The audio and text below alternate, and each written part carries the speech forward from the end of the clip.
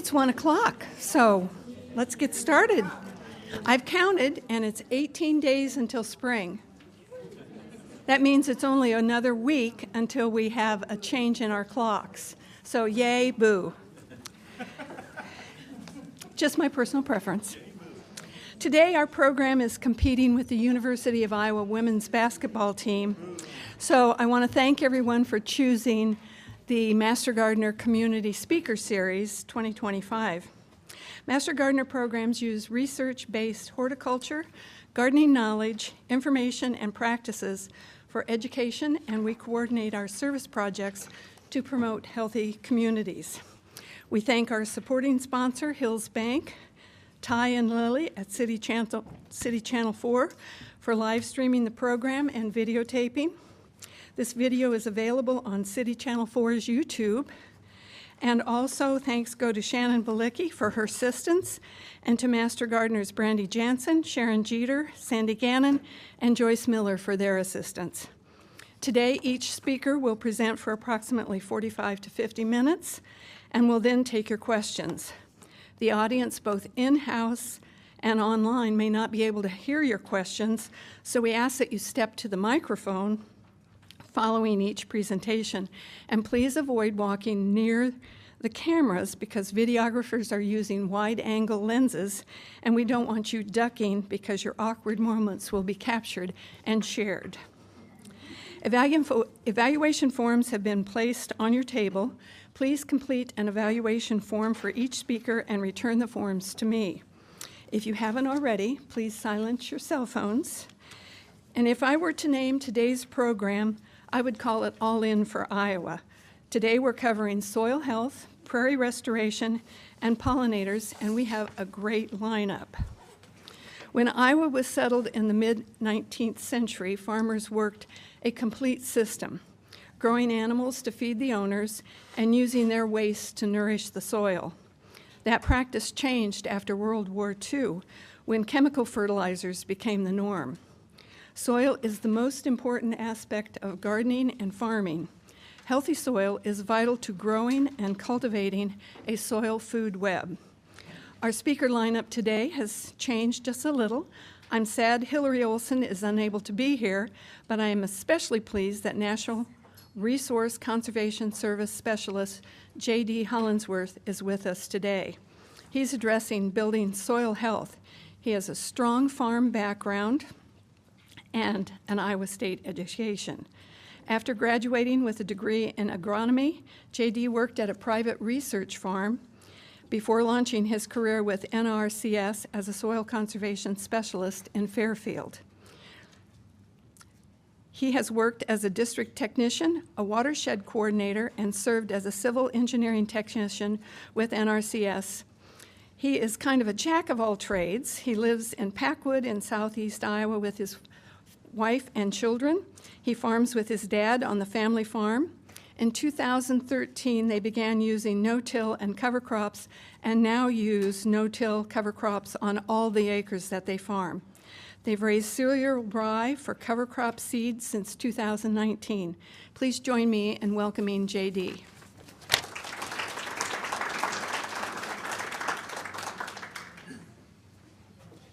Thank you, Linda. And you'll have to holler at me if you can't hear me, and I'll try to speak up a little bit louder. Bear with me. I'm one of those presenters that a lot of times I'm over here and then I'm over here. So they told me to try to keep it close here. So yes, I am the area soil health specialist for all of Southeast Iowa. I cover 24 counties for the NRCS. Started that position back in 2020 is when they first opened that position up. So like Linda said, I do farm on the side with my dad, and we do some no-till cover crop soil health practices. And if I have time, I'll kind of get into some of that, what we're doing on our farm. Hillary is the person on our team that works the most with gardeners. So just bear with me. I'm more the large-scale agriculturist, I guess. But a lot of the soil health stuff really is passionate about, or I am passionate about. And so I've really taken a look at what we have been doing in agriculture. I see we have a broken system. I have big plans. It's taking me a while to get there on our farm, but hopefully we will get there. So the first thing I want to mention, and hopefully a lot of you already understand this, but the soil is alive. And my dad is a big believer in soil health. I never thought that I would get him on that track, but he is. The one thing, though, that I'm struggling with is to get him to understand the system is biologically driven, okay? And so that's something that a lot of farmers, they can see the benefits of soil health, but they don't understand why, what's going on behind the scenes. And that's something that the first thing I work with producers, they have to understand that the soil is alive and we need to treat it that way. And so then here we just put up a picture of the soil food web. And in agriculture especially, we've broken this food web, right? With tillage, with monocultures. Had a farmer tell me one time, he said, corn, soybeans, a lot of farmers are like, oh, that's the rotation I use is corn, soybean rotation. Corn and soybean is not a rotation. It's oscillation. It's flopping back between two crops. Mother Nature would never do that. Mother Nature likes a lot of diversity in there, okay? And so we've broken this system. In a tillage system, we do have a lot of biology out there, but it's mostly bacteria. And so we don't have this good cycle that you see up on this screen. We don't have the higher level biology in our systems anymore. And I had a coworker say, because I was trying to decide which slide do I use, which picture do I show, and he goes, show them both. He goes, this is, that last one talks about the food web, and it's more kind of the structure and the line that we have. But here, nice colored picture, we can see how all these things interact with each other, okay? And that's very important that we have to understand. And so the next thing, everything starts with the soil, right?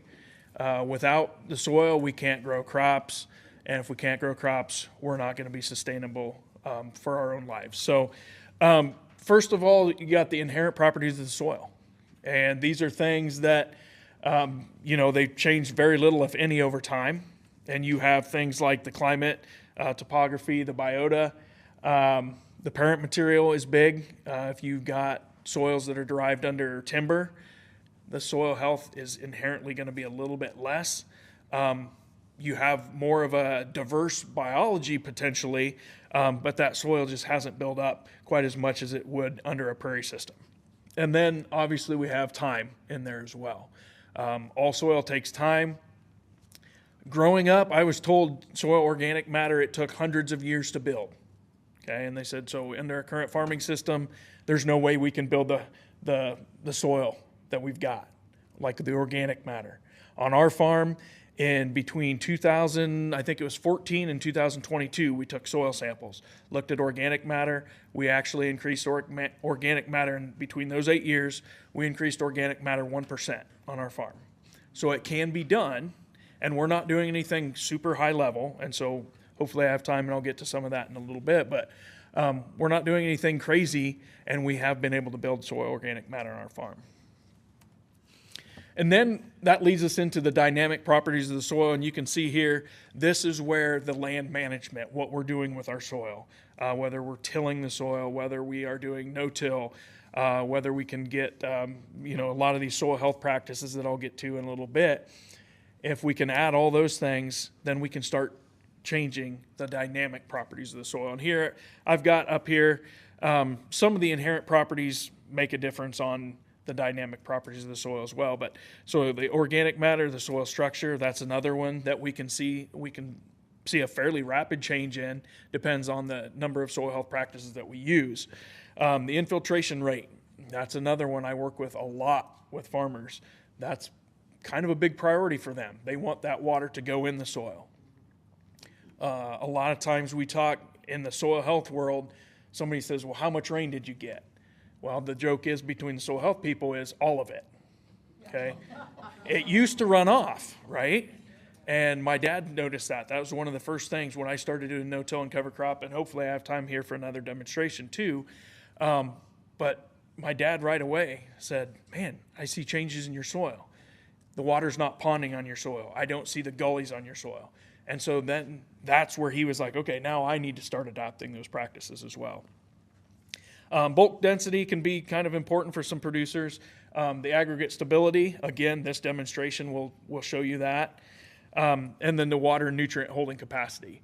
And again, that's one of the problems with in the agriculture system today is because our soil food web is broken, our soil is degraded, we have to put on more chemicals and fertilizers to be able to grow the same amount of crop that we used to, okay? And that's not good. As a farmer, I don't want to do that. I want to lower my inputs. I want to treat that soil because, and you'll see this a little bit later too, I have 2 kids. I raise those kids on the farm, so this is important to me. I don't want to put on, I joke at presentations to farmers that, oh, fertilizer's cheap, right? So we can just keep dumping it on. Well, number one, it's not cheap. And number two, the efficiency in a tillage system is 30 to 50% of the nitrogen that we put on actually goes to the crop. So if we can start putting on less, and if you reduce those amount of inputs without doing soil health practices, you'd see your yields decline. It's just the broken system that we have. So if we start to increase our soil health, then we can start reducing nutrient values that we're putting in to those crops, and we're seeing that on our farm. So here we have just a nice breakdown of what we want in our soils. A lot of times I'll say about 50% mineral material, but we're going to break this down a little bit further even maybe and go say 4% organic matter. That's about where we're at on our farm. I would like to see higher, and hopefully I can continue to build that soil, but 46% the sand, silt, and clay particles. Then we've got the 4% organic matter and 25% air, 25% water. Okay, that's kind of an ideal makeup of the soil that we like to see in healthy soils. We'll move on here and see the soil aggregates. This is where we really start to be able to build up that water holding capacity and be able to have air in the soil. Soil aggregates. Anybody have an idea what the soil aggregates are? Sand, silt, and clay. Okay, but we're starting to hold those soil particles together, those sand, silt, and clay particles, the organic matter. Basically, when we're doing a tillage system, we're breaking all those apart. Okay, and so next I'm going to talk a little bit about how we build those, but we can see here we've got pore spaces in there. We've got water films on those soil aggregates. That's all good indications of soil health. But to build those aggregates, it takes some processes. Okay, so one of the first things that we can get the biotic glues given off by the soil microorganisms. And again, this is why the soil life is so important. Okay, is because they are giving off. Anybody go fishing? Anybody that likes to fish, you have earthworms. Are they nice and dry, or are they sticky? They're kind of sticky and slimy, right? So when they're going through the soil, they're sliming that hole as they go. And the reason they do that is because then it holds those soil particles together. They can use that same tunnel over and over and over. And so some of that is gluing. And that picture to the left, you can see the holes from the earthworm that they've left. And those holes will stay there. Okay, now why I like that on my farm is because I start to develop these earthworm holes, channels. Not only is that giving the water places to go, but it's also giving my roots places to go. Especially early on when I'm building my soil health and building that structure. If I don't have those, poor soil structure is going to impact my roots. So instead of going straight down, my roots go over and then down and over and down till they find the path of least resistance.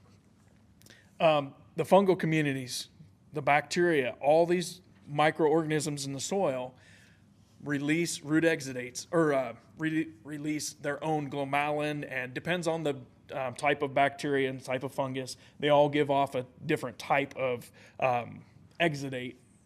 But some of my colleagues, I have a colleague in Northwest Iowa, and she is very good at the biology. She could tell you about every community and what type of kind of a release that they give that helps build that soil. But the other thing that we have is the root exudates from plants. Okay, now this is important for multiple reasons. Number one, we're building that soil aggregates. You can see here the pictures where the soil is sticking to the roots of the plants. This is what we like to see. Once we start to see this, if you see this in your garden, if I see this on my corn plants or my soybean plants, this is telling me that we have good root exudates coming off of those plants. We're starting to build that soil structure. The other thing that these roots do for us, those root exudates, is feed our biology. And I'll get in a little bit more in that in depth here in a little bit. But so those are primarily the two ways that we build the soil aggregates in our soil. So I really like this picture here. The one on the left is from one of my coworkers' farms. He has pretty good soil health. He started no-till and cover crops in 2013 or 2012, excuse me. And so in that, basically what they do, they go out and take a soil core and they put like a resin inside that soil. They inject that in there, and then they are able to use like a laser and cut a very thin section of that soil. Then they put it on a microscope slide, and that's what you see. Okay, so all the blue area is the pore space that would be for air and water. And then you can see all the sand, silt, and clay particles making up different colors there. But then if you compare that to the picture on the right, there's no pore space, or very little. Okay, so you're not going to be able to hold the oxygen in the soil. You're not going to be able to hold much water in that soil. The other thing is the problems for the roots. The roots don't have those pore spaces to go down through there. And then here in the bottom, you can see this is kind of I call it a cartoon drawing. On the left, you're building those soil aggregates. We've got more pore spaces. On the right, we've kind of destroyed that soil structure, those soil aggregates, and now we're having less pore space. The roots are going to have trouble getting down through there as well. So now I'm going to talk a little bit about, okay, so we talked about the importance of the microorganisms in the soil. Now, how do we start to do that? How do we improve our soil health? And there's 5 principles of soil health that we at the NRCS in Iowa use. You'll see some people say 4 soil health principles. They'll take out the livestock and they'll throw that in with the maximized biodiversity. And then you'll see some people say, well, there's actually 6, and they'll use context as a 6th soil health principle. But I view context kind of integrated in all of these. And the reason that I throw livestock separate is because I think it's important enough, and the rest of the soil health specialists in Iowa, there's 5 of us, we get together and we've talked about this, and we feel that livestock are that important to soil health that we just can't lump them in with something else and kind of forget about it. But minimize disturbance is the first one, and farmers typically think about this as tillage, and that's a big one. But the other thing, and farmers don't like to hear this a lot of times, but excess chemicals or excess fertilizer. If we're having to use those, especially if we don't use them responsibly, that's a disturbance in the system, okay? And so that will interrupt how fast we can build soil health. We can be killing off some of that biology if we don't use those inputs responsibly. Maximize cover. This is, again, a lot of times farmers view this as tillage, okay? If we're not burying the residue, it's out there. I will tell you on our farm, even without tillage, if I don't manage my cover crops properly, it looks like I tilled because I'm starting to develop enough biology that they consume all that residue, and I want something out there. It's no different than that week that it was below 0. I guarantee you everyone in this room wore a coat outside. Well, again, I talked about our soil's alive, and so if we're not protecting it, if we don't have that layer to armor that soil from not only the raindrops but also the temperature swings, either cold or in the summertime, the heat. So it works both ways, all parts of the year. Maximize biodiversity. Again, I talked a little bit about this before about corn, soybeans. It's not a rotation. Adding in a cover crop increases this a little bit. As gardeners, most of the time you're doing a way better job of this than farmers do because you have multiple things in your gardens that you're growing.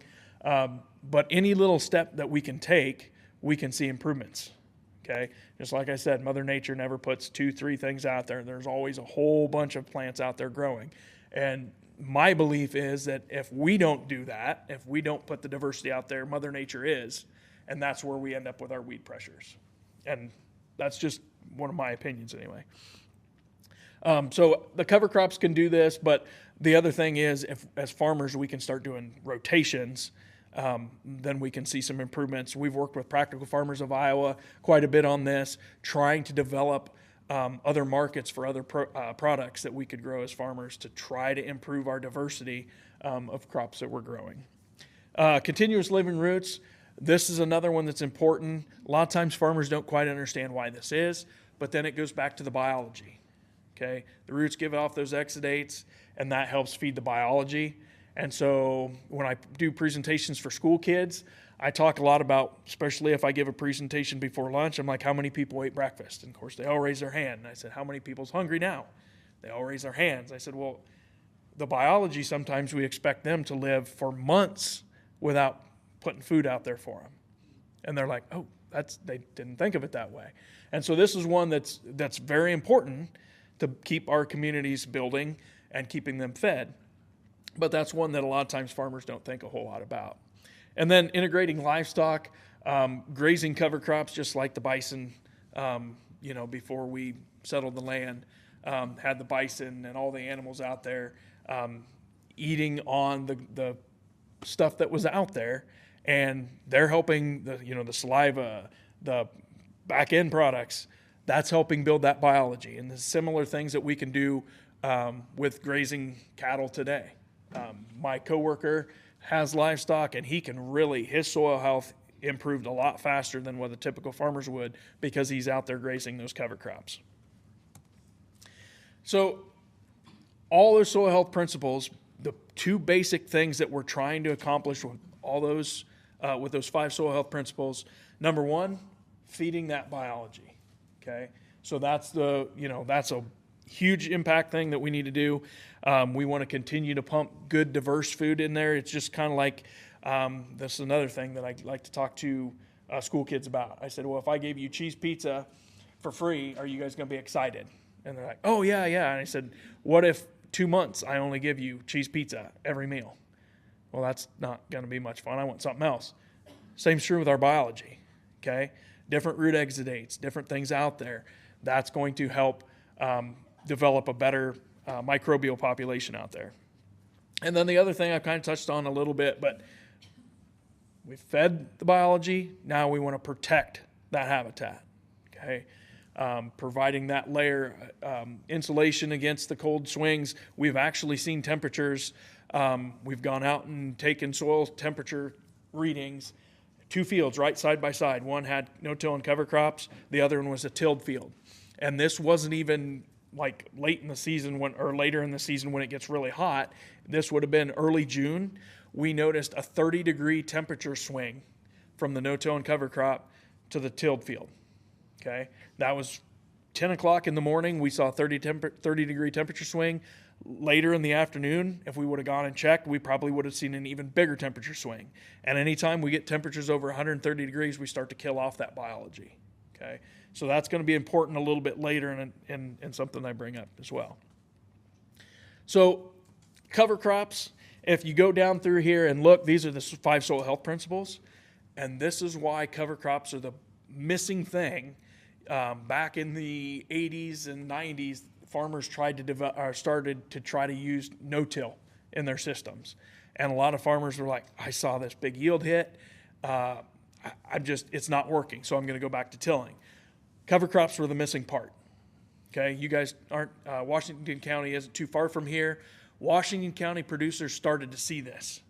They had an Iowa State Extension official that kind of had thought about this before and started presenting this idea to some farmers. And back in the 70s, there were producers in Washington County that started using no-till and cover crops, and they're still using them today.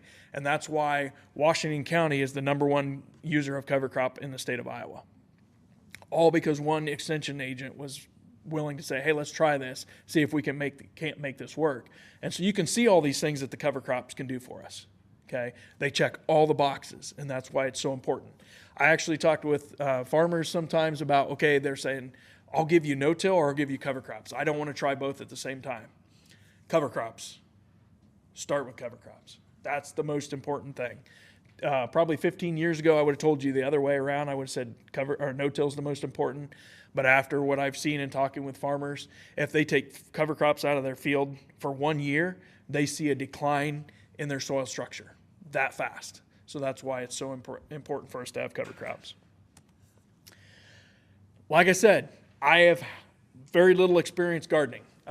I had done some gardening and I wanted to expand my garden, and then my mom said, she just laughed at me. She said, when you're needing to be working on the garden, she goes, you're busy at the farm. When I got married, and my wife and I started gardening together, and we had a no-till and cover crop garden, and I thought we were going all good, and then we had kids, and then all the time disappeared, okay? So we haven't gotten started back up in gardening. Hillary was the one that works a lot with gardeners, so I'm going to give it my best here. So the first thing, if somebody wants to integrate soil health in a garden, okay, and some of these principles are the same thing that I'll tell any farmer, anybody working with the soil. First thing, and my staff, I do a lot of training for our NRCS staff and throughout the area and the state, but they get tired of hearing me say goals. That's the number one thing. Because if you don't have a goal in mind why you want to do this, it's not going to be successful. Because the first time you have hit a stumbling block, you're going to be very eager to give up and say, I'm just going to go back to the way I was doing things before. But if you have a goal in mind, number one, you can develop a system to help you achieve your goal. But also, it's something to put in the back of your mind, okay, yeah, this was a rough year, but I want to get to this point. A goal on my farm. Someday I would like to farm without any commercial fertilizer and no pesticides. It's going to take me a while to get there, but that's my goal. And so when I have those struggles, those years that I struggle, that's in my mind. Someday, this is where I want to get. Plan ahead. Again, I work with producers sometimes that are like, okay, I'm going to do no-till and cover crops. I've never done it before, and I'm going to plant green. No, that's a bad idea. Baby steps, okay? Plan ahead. Think about before you ever get started, okay, here's how I'm going to do this. Here's some of the challenges I might face. Here's how I can overcome those. Talk to others that are doing things that you want to try. Okay, that's important. Farmers, same way. If you try it on your own, you can learn some things, but if you talk to people that are already doing it, you can avoid some of those mistakes that they've had to run across, and it'll shorten the time that it's going to take you to develop those. Be willing to adapt. That's really important for farming. My dad told me this spring. He goes, I'm a believer in this, but he goes, every year there's something else that we have to work through. And he goes, some other struggle. And I said, well, that's why some of the bigger farmers don't want to do this, because this takes thought. Okay? So keep that in mind. Be willing to adapt, start small. Just like farmers, I tell, if you farm 1,000 acres, don't do 1,000 acres the first year. Same with a garden. Pick a spot in your garden that you're willing to try. Okay, I'm going to do some cover crops over here, see how it works. Okay, that worked well. Now start to expand that throughout the rest of your garden. Or if you have multiple gardens, which I'm guessing probably a lot of you do, but if you start small or pick one garden or something like that, you can do some trials and figure out how it's going to work in your operation. And then share your experiences. I know as gardeners, you probably are a lot better than farmers. Farmers are like, they don't want anybody to know their business, it seems like. But we need to share those experiences, right?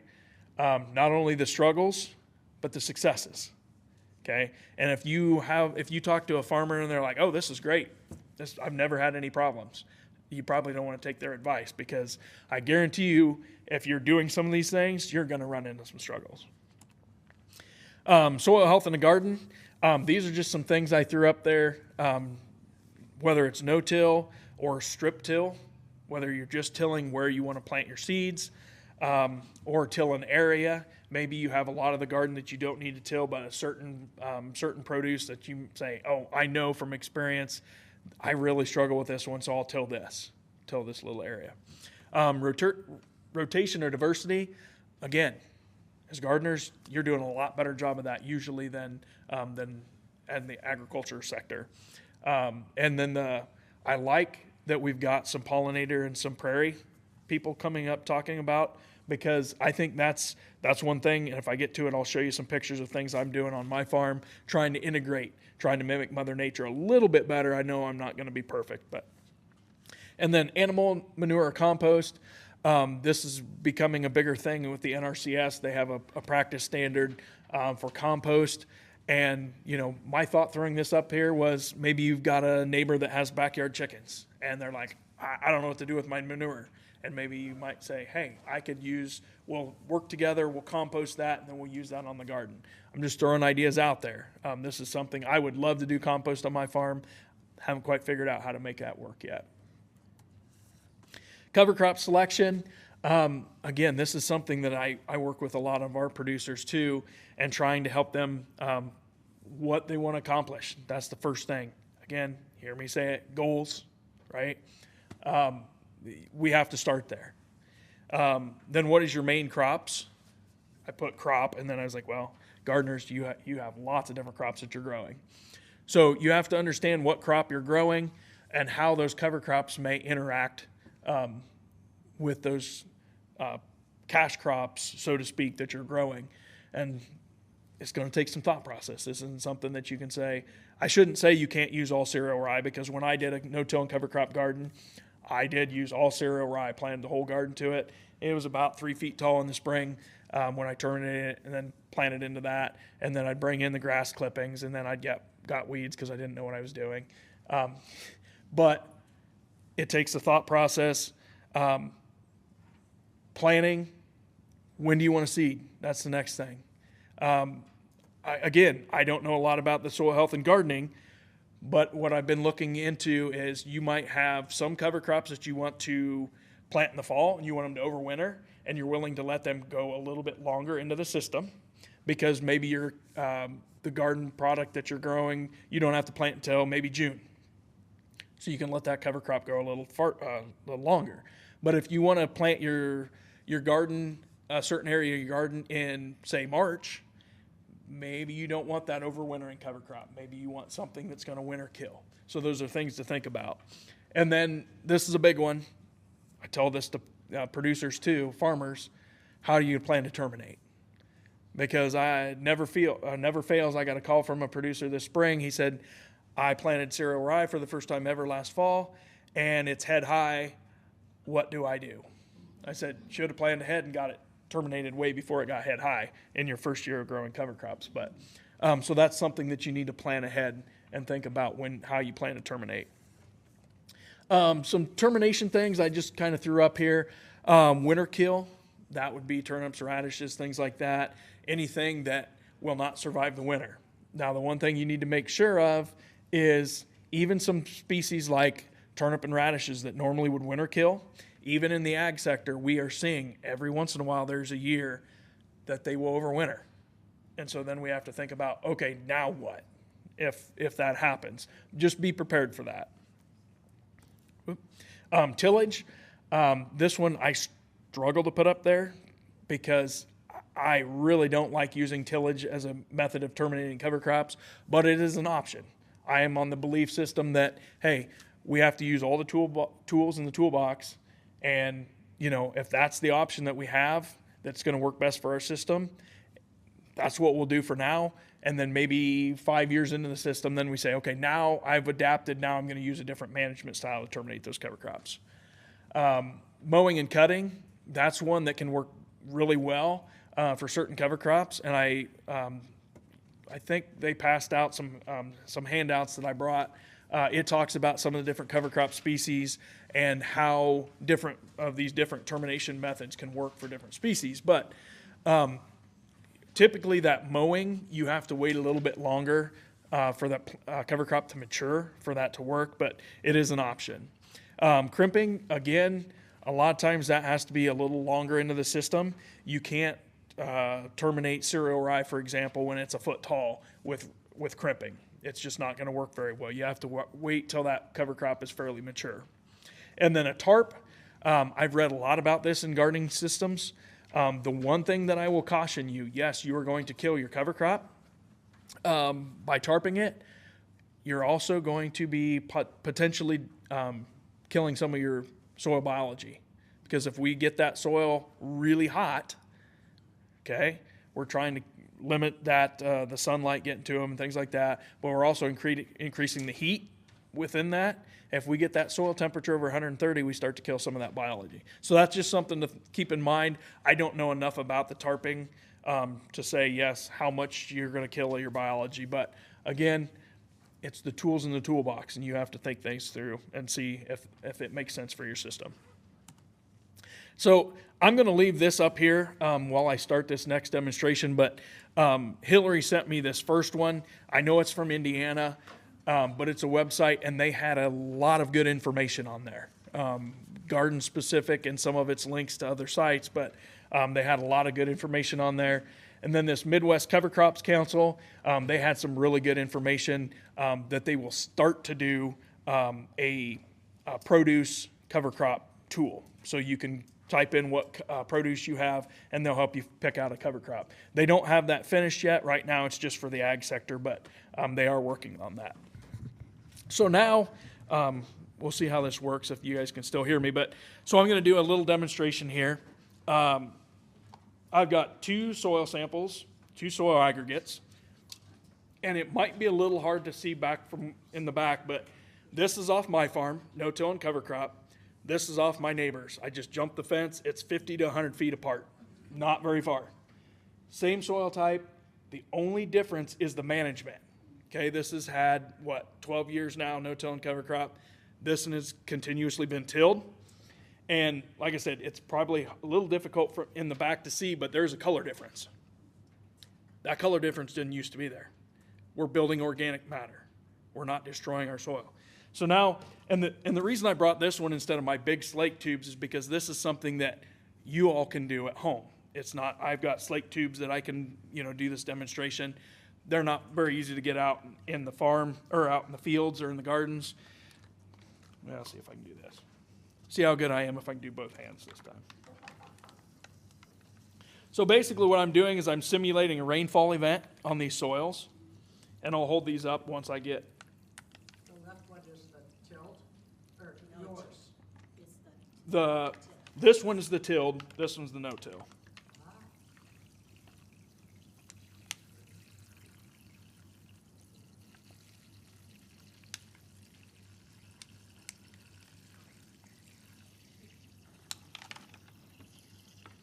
So like I said, basically what I've done is I've put water in the water bottles, and we'd used a thumbtack to poke holes in that.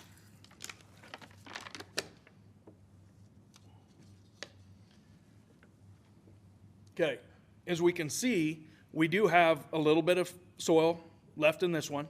Now, these were collected probably October last year, so the longer they sit out of their natural environment, the more they kind of start to degrade, because we're not feeding that biology, right? The soil biology is gone in this soil.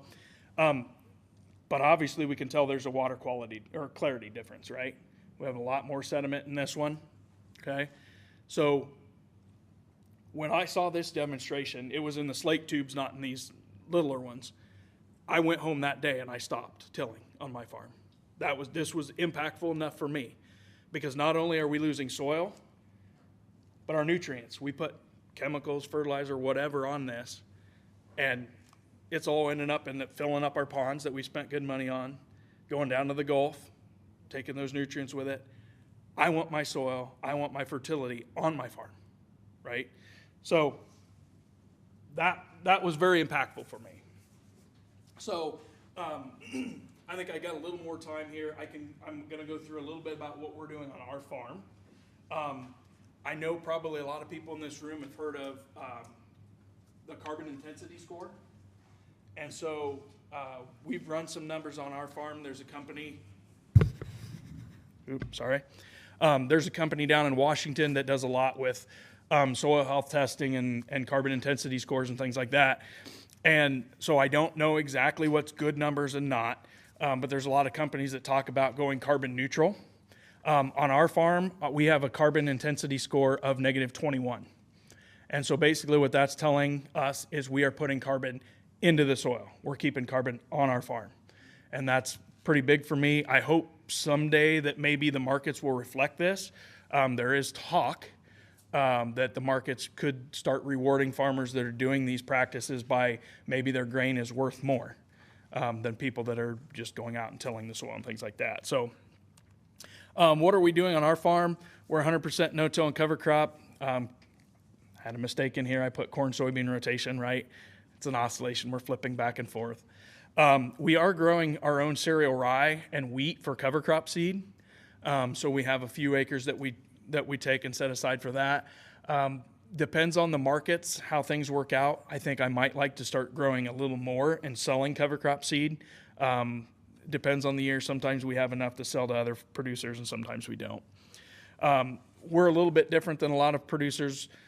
We grow 15-inch row rye instead of narrower spacing, but that's because that's the equipment that we have. I've got a mix that on my part of the farm, I'm doing a 5-way mix. I've got 5 different species that I plant in the fall out there. When we plant after harvest, it kind of makes it a little tricky to get some of the species planted and then get much growth out of them. So those 5 species that I'm using, other than the rapeseed, the other ones should overwinter, and depends on the winter. If we get like this year, that rapeseed might overwinter. We've tried some drone seeding of cover crops, and the further into the soil health system you get, the better chance you have with success, or the further north, the better, higher organic matter soils, they'll have better luck with flying them on.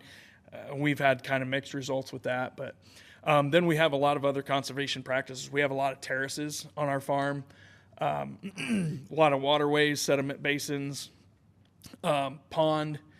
All of our creeks and ponds have buffer strips, grass strips along them to kind of capture some of that sediment. Not that we're losing as much as we used to, but it's still just such a benefit. We can see wildlife and stuff like that. I would like to, on my farm, I've started switching those over from a brome grass, and I've started doing some pollinators and things like that in those strips. I'm trying to work on my dad to understand that this is a benefit, but I think that's going to be a little bit harder to sell. This is just a picture of me planting our corn. We've got a starter tank on the front tank on that planter is where the starter goes. It goes right on the seed. It's just to kind of give that seed corn a little bit of a boost. I have put some biological products in with that as well. And then the tank that we're pulling behind is our nitrogen. And so we're putting the nitrogen 2 inches off from the corn. Instead of just putting nitrogen all the way across the soil, I'm putting it close to that corn seed. So I'm hoping that I can reduce the amount of nitrogen that it takes by putting it right where it needs to be. And I've been running some humic acid with that to help it be a little more stable in our soil as well. And then this is a picture. You can see the cereal rye once it's been terminated, and you can see that corn growing in there. When Mother Nature cooperates and we get adequate moisture, this system works perfect. In dry years, it would have been 2023, I would have been embarrassed to have people come out and look at some of our fields because we didn't get moisture, and the biology takes moisture to break everything down. We didn't get it. Our corn looked horrible.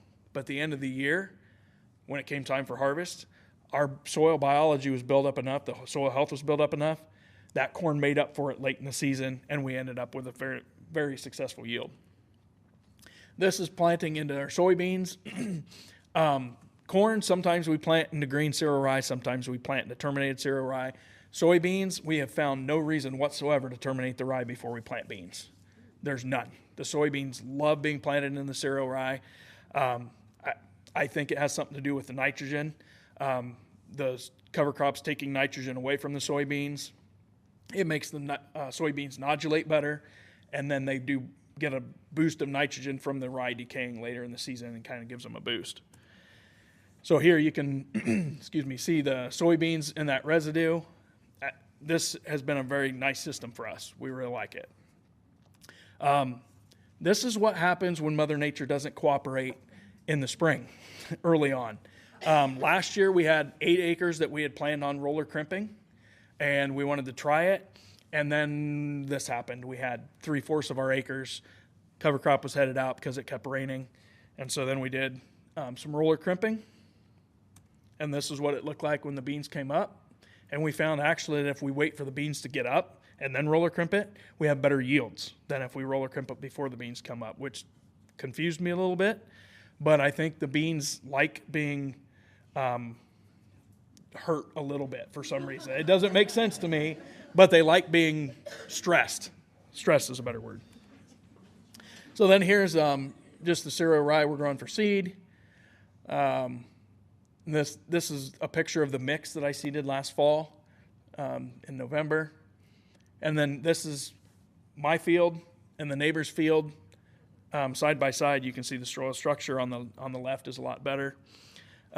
Here, this is the same demonstration. This was fresh. So if you take these soil samples fresh and run this demonstration, that's what you see. And then if you flip them over on the table or on the plates, you can see how it just turns to pudding. That's not what I want on my farm. I want that soil structure to hold up nice. Then where I'm at now, so I've converted the brome on my filter strips. I've started converting it to prairie. I did an Ada Hayden mix on my farm, but in my backyard, I wanted some nice diversity. I've got a space back there. I was like, let's do this. So I did this Prairie Moon mix. And you see I planted it fall of 2023. So this is me with the kids out there. I wanted these pictures because I want them to see, okay, 15 years from now, you guys helped establish this. And hopefully I'm instilling this. My son one time joked, he says, Dad, he likes little toy tractors. He says, I want a disc. And I'm like, why? Well, his grandpa, my father-in-law still does tillage. And he goes, well, because Grandpa tills. And I said, well, if you start tilling, you're out of the will, so you don't get the farm. But he now is starting to tell people, hey, this is pretty neat. So this is taken June 27th. This is July 12th.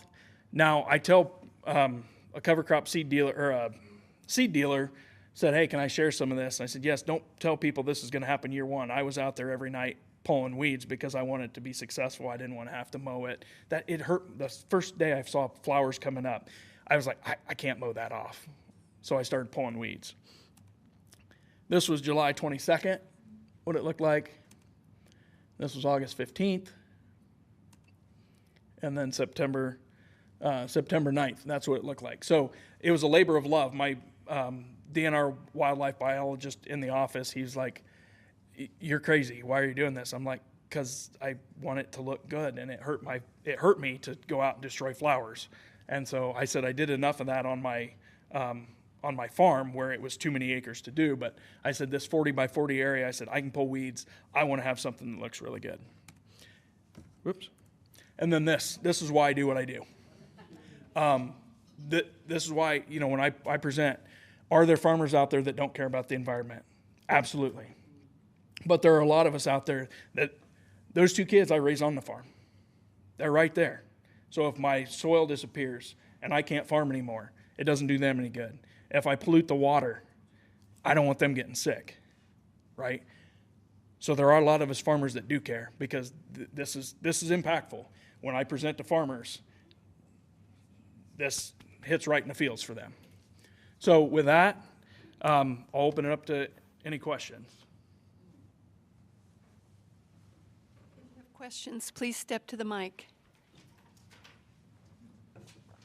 Here, Liz. Oh. You can come back here. Thank you.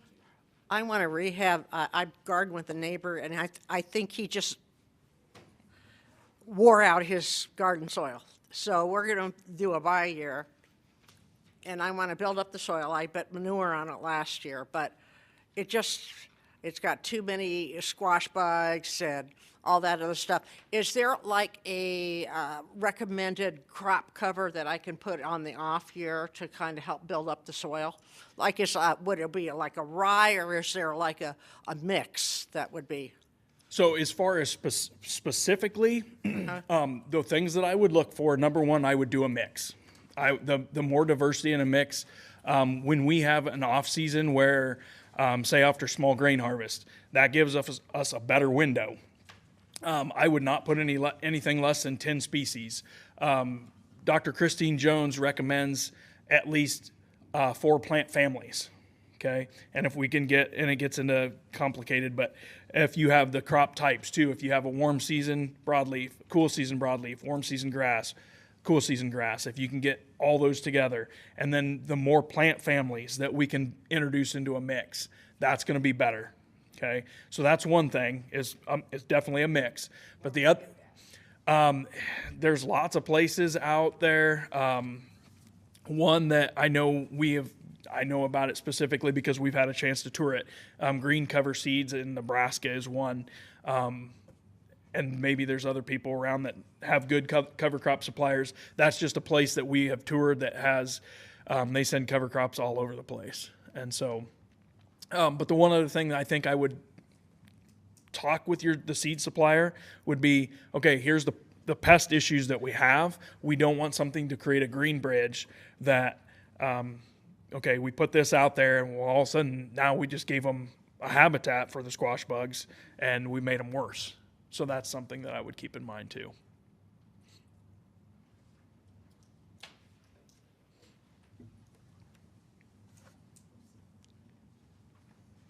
I have a naive question. So, going to do cover crops after you harvest in the fall. We don't get any rain in September. How does that cover crop ever germinate? So that's a good question, because we found early on when you first start into a soil health system, there's a lot of times that producers, their cover crops won't grow. We have seen now that even in dry years, our cover crops are going to grow because we can get enough moisture in there. Now, if we're drone seeding them, that's a different story.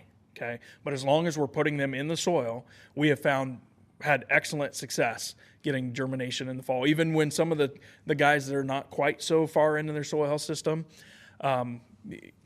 we're seeing success.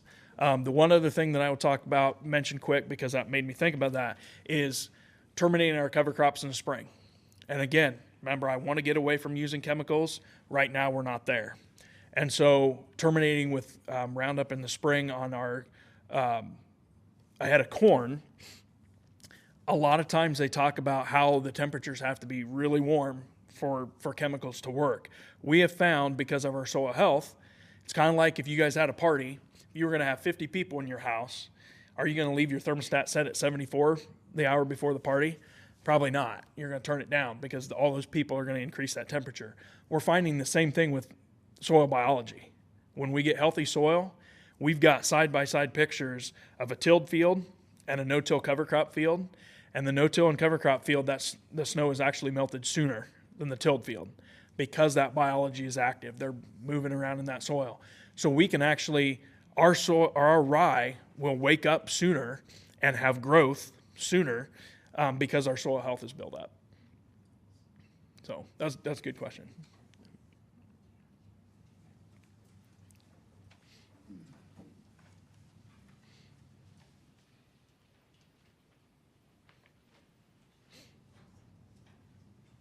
When you tell farmers that it's broken, and they are increasing their yields and making their money, and the system that they have works, what do you tell them is broken? Because you're trying to sell them healthy soils, but the current system doesn't seem to require healthy soils. Correct. It requires the system that's working.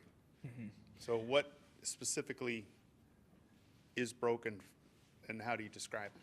Yep. So another good question. And this happens a lot. And sometimes I'll give a presentation to a group of farmers, and the joke is, if you want farmers to show up, you have to feed them. And so there are people that come just for the food. And then if I get a producer that all of a sudden starts pointing his finger and yelling at me, I'm like, good. This is good. I struck a nerve. Because if they don't believe what I'm saying, then they will just, guy doesn't know what he's talking about. But if they start to come back after me, I struck a nerve. And it might be 5 years from now that they start doing something, but I planted a seed. But yeah, farmers, they're seeing more and more yields. And unfortunately, a lot of times for farmers, they look at, well, I want the highest yield. Well, as a farmer looking at soil health, my goal is profit. I don't care, my yields are going to be less than people in Johnson County because our soils just aren't quite as good. But if I can get 180 bushels every year because my soil health is built up and I can withstand drought pressures, the wet years, things like that, I can weather the storm, so to speak. They might get 250 bushel on a good year, but if they have a poor year, and they can see it, they drive by my farm, in the heat of summer, the tilled fields, the corn's starting to roll up. It's starting to try to protect itself. My corn, it's not doing that. It doesn't need to. The soil health is up.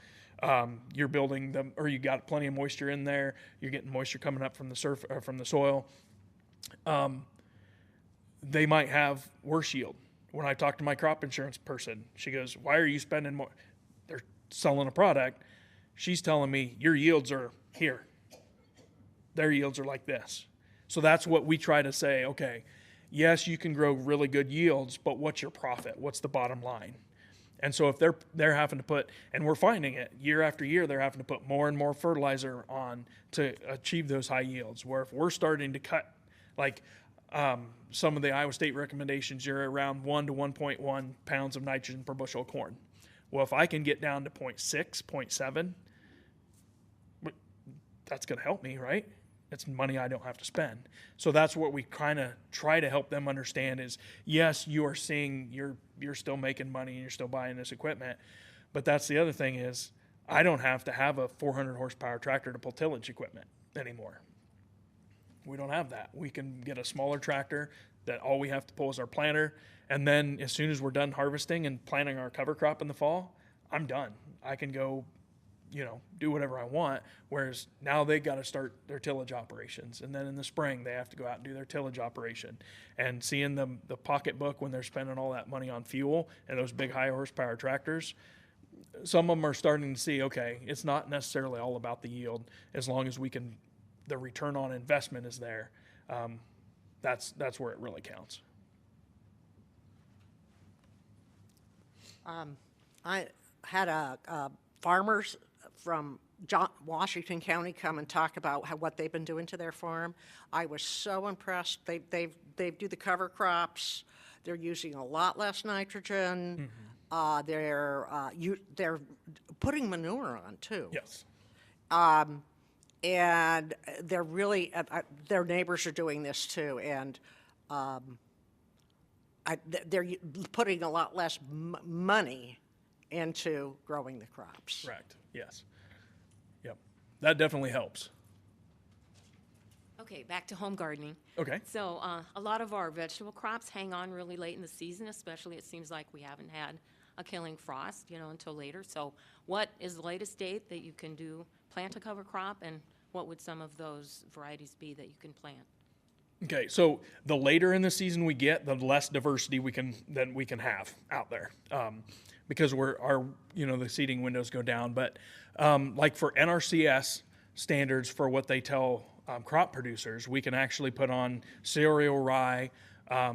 Winter wheat is kind of questionable, but winter camelina and winter triticale, we can actually put on those cover crops up to December 21st, and producers can still get cost share. Now, how much growth you're going to get in the fall, it's pretty limited. And the other thing that I tell producers is if we can get them in the ground instead of broadcasting, we're going to have better luck. But you're going to still see a benefit in the spring with those. The one thing I have also seen is like for farmers, and I don't know enough about the gardening to say this would work well for you or not, but interseeding. We have farmers that are seeding cover crops when the corn is V4 to V5, so it may be like this tall. Farmers are putting cover crop on then. Sometimes they have to widen their rows to get sunlight to them and everything. But also in the fall, as soon as the crops start to turn and start to mature, they're going out and flying cover crops on, and then the cover crop may be up before they actually get the crop harvested. So those are a few options, and like I said, everything's going to be different on your level of management and what your goals are. But some of the winter hardy species you can actually seed pretty late and still get some benefit.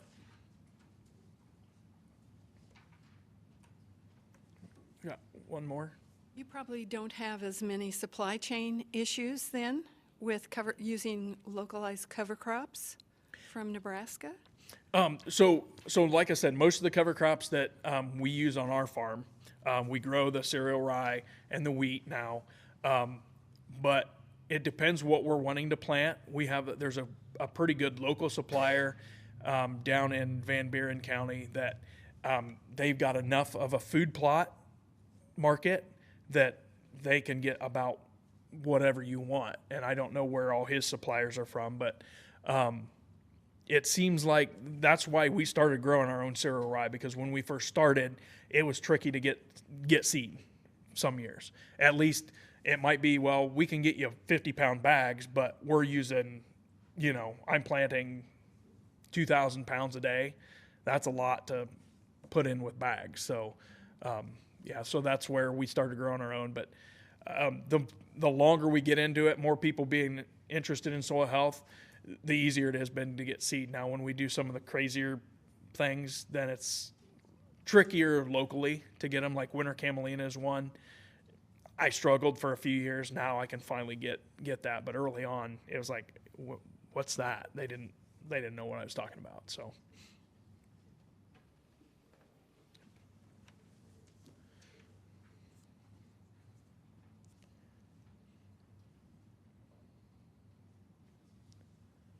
I'm just curious about the corn soybean rotation. You said corn soybeans are not rotation.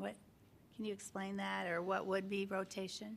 So what farmers used to do years ago is they would grow corn, soybeans, oats, and then hay.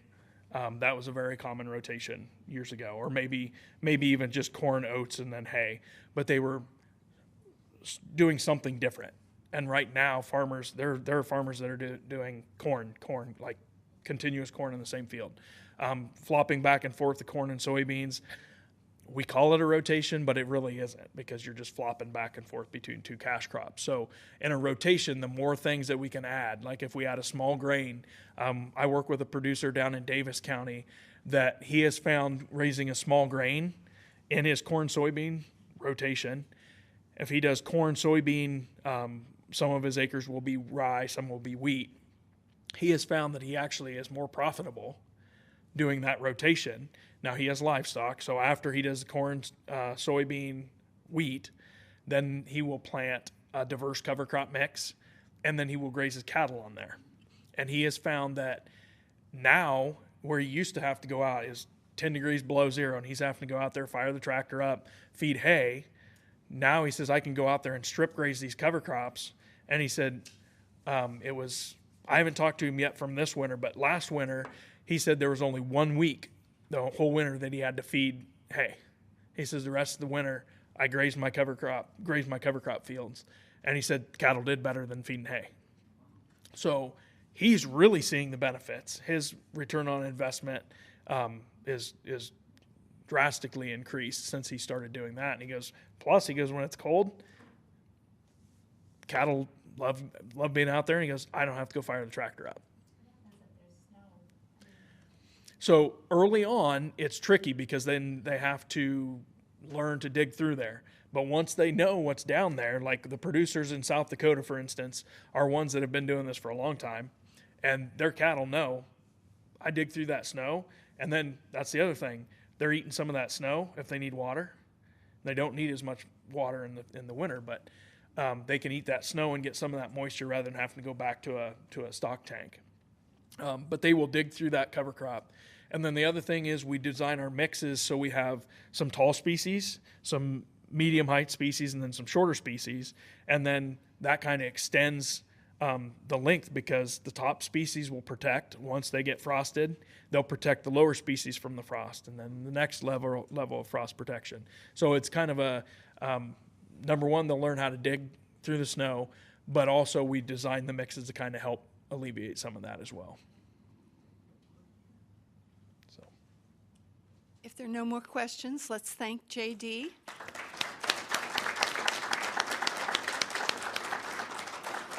And we'll take a break and come back at 2:15 for our next speaker. Thank you.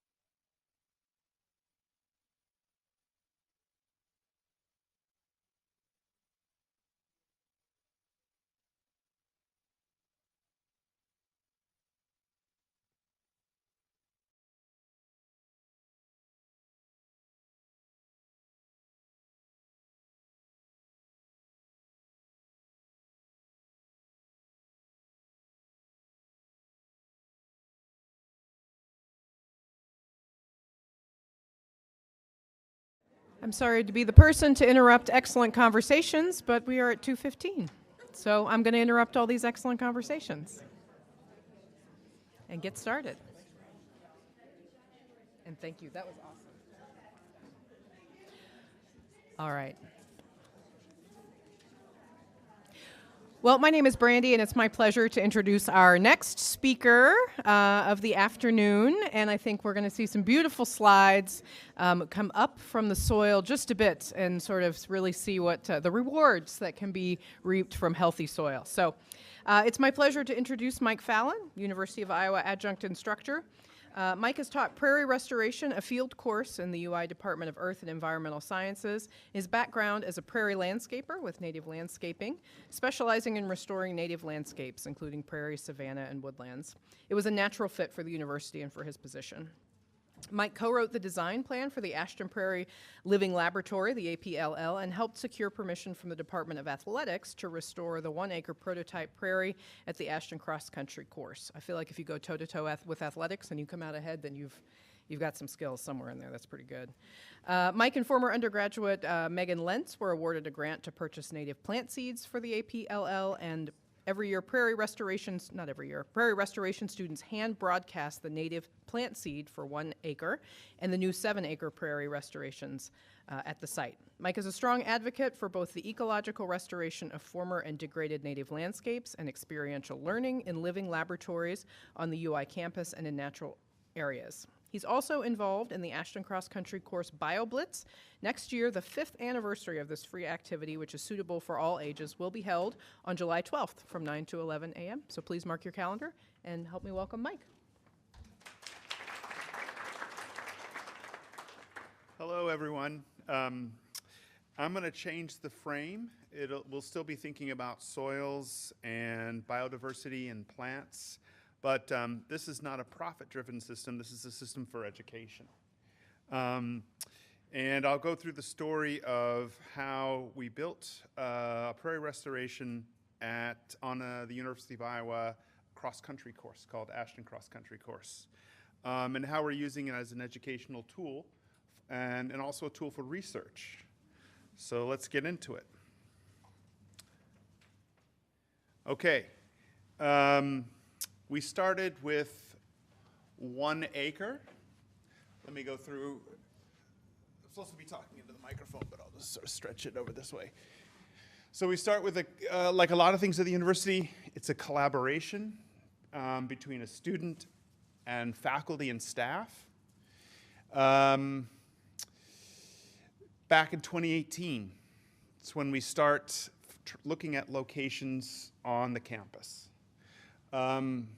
And the student, Megan Lenz, and I started with the basic question of why don't we have prairie restorations on the campus? And where would we like to see one? And both Megan and I gushed that we'd like one right downtown at the Pentecrest.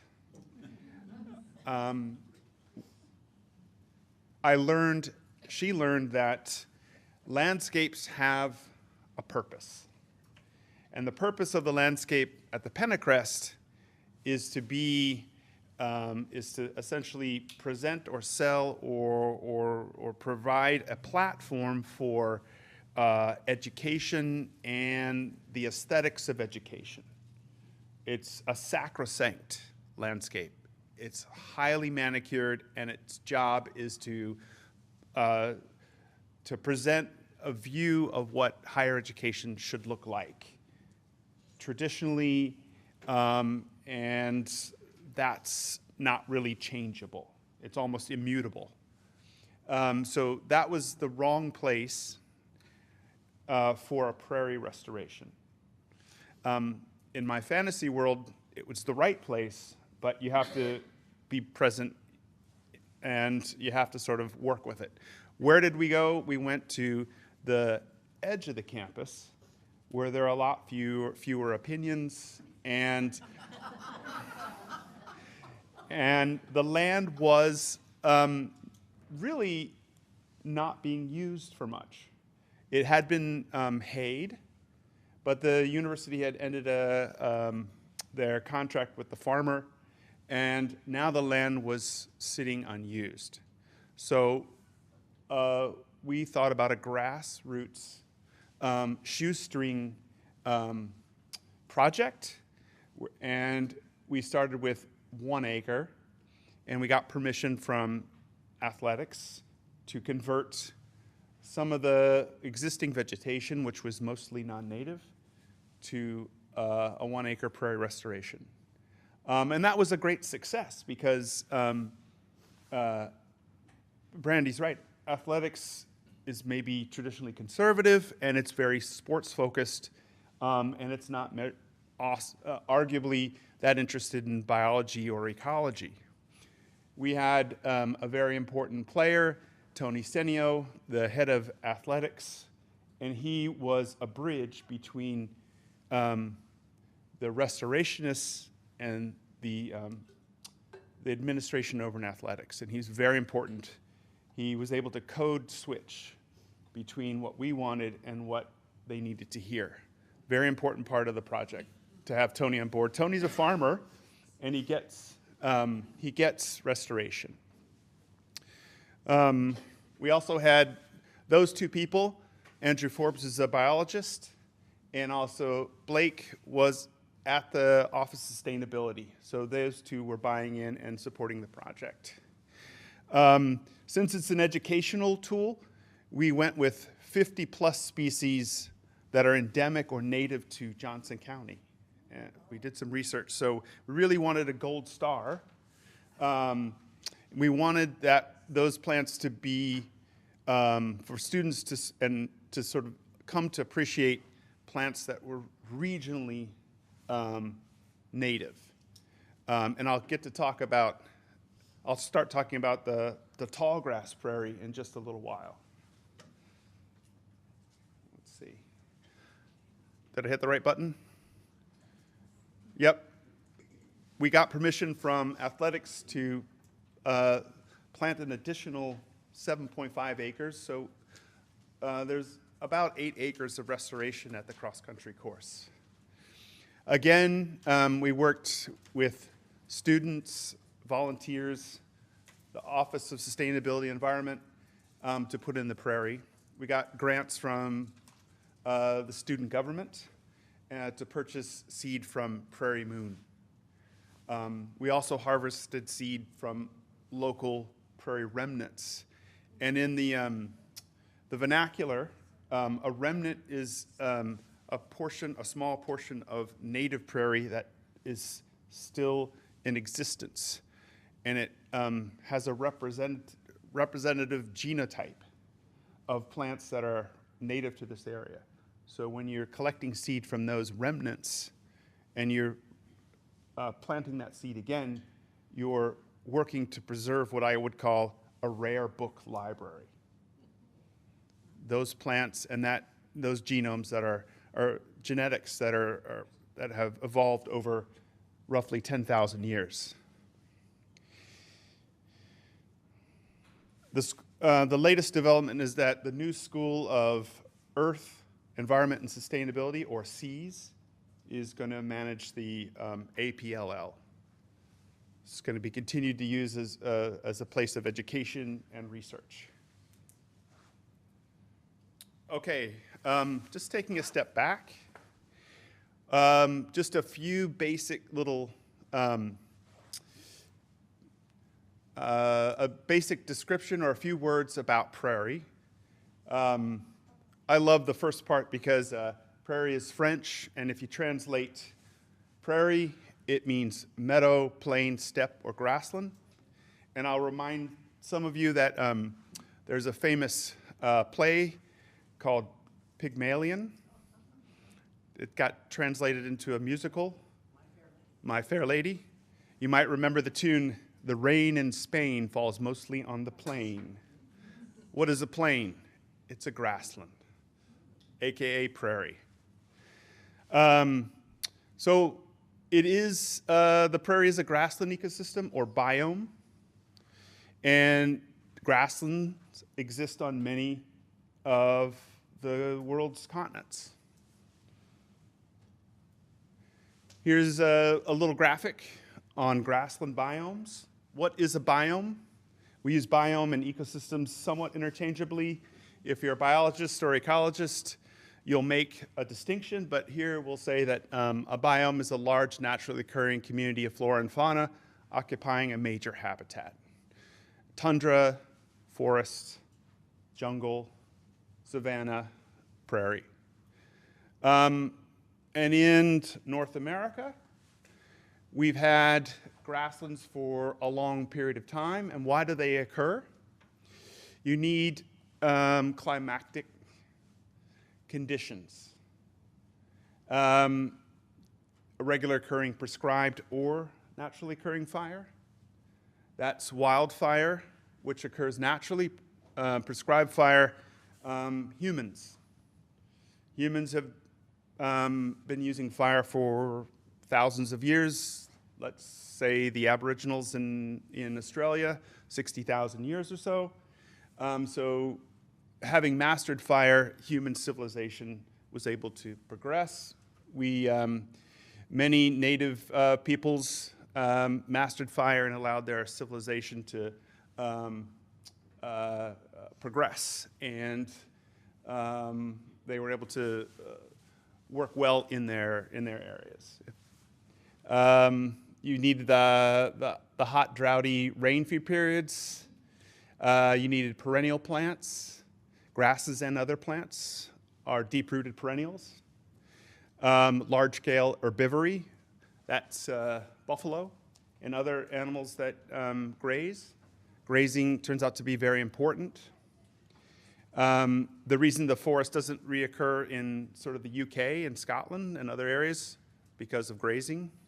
Without it, the forest would arguably come back. Relatively abundant rain and sunlight. These are some of the factors that create grasslands. The grasslands are composed of graminids, or grasses, and other herbaceous, which means non-woody plants. Those are the plants that dominate grasslands. Forests are dominated by woody plants. So make a distinction between grasslands and forests.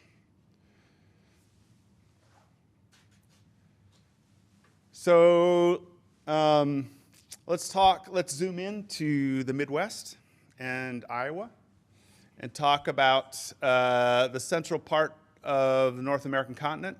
It has been grassland for a long time, millions of years. And in Iowa, the tall grass prairie is only about 9,000 years old. You might recall that at one point, this area was impacted by glaciers.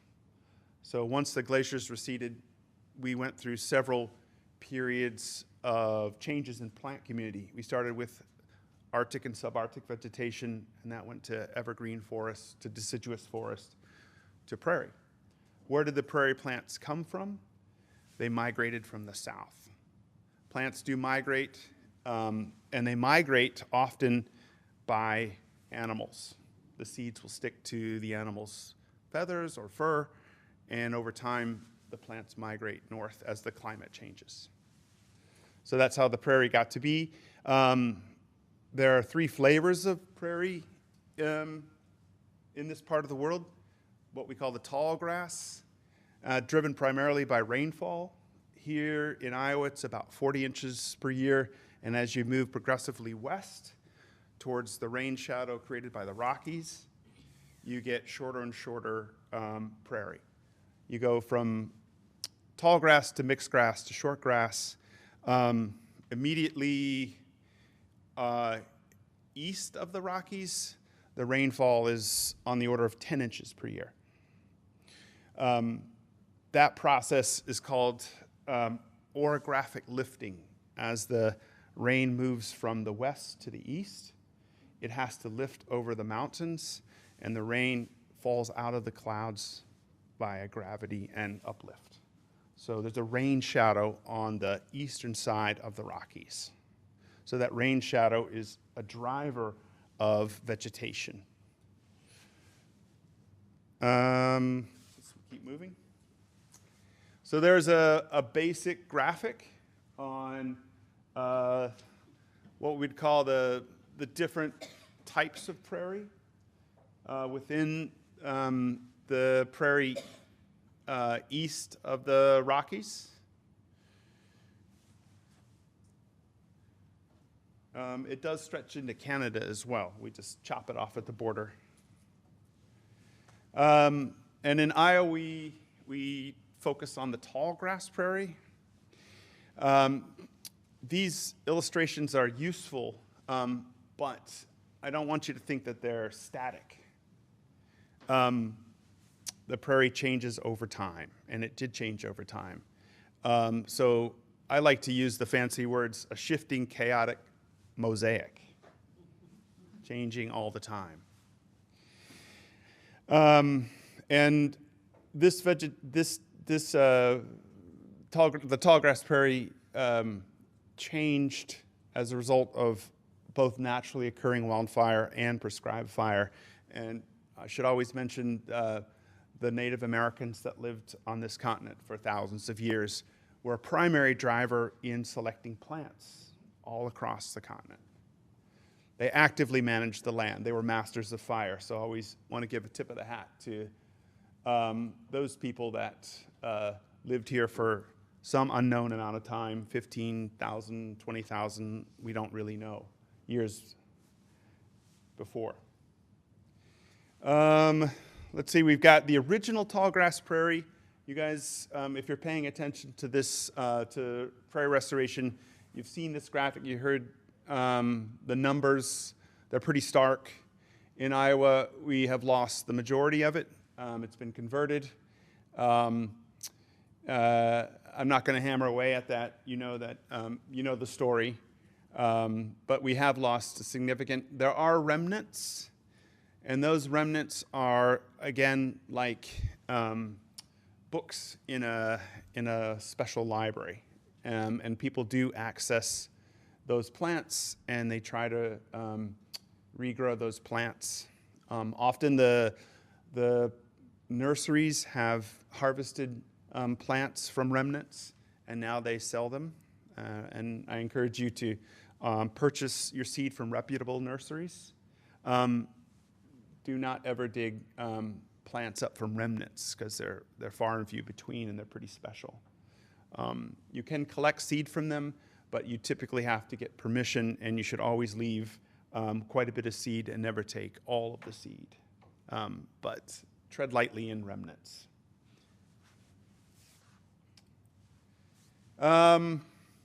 Native plant communities of the tallgrass prairie ecosystem. The prairie gets top billing. It gets the most press. But we have some other plant communities.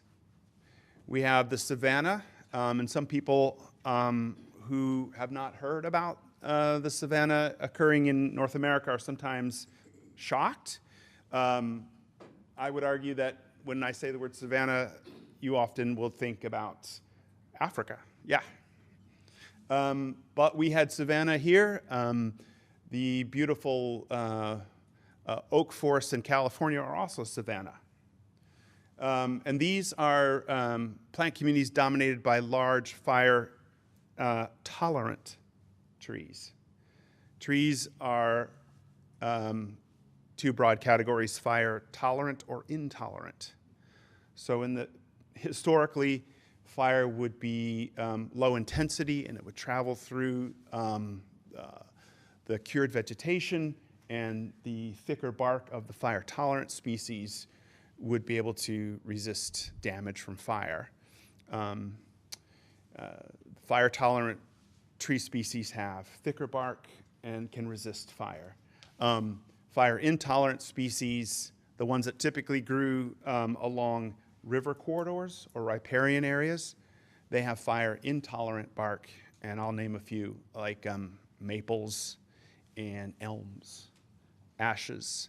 The fire-tolerant species tended to be our oaks and hickories.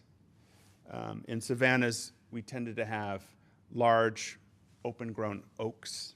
Bur oak is our state tree, and hickories.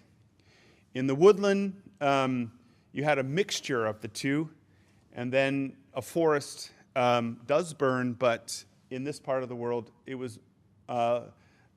mostly dominated by fire-intolerant species.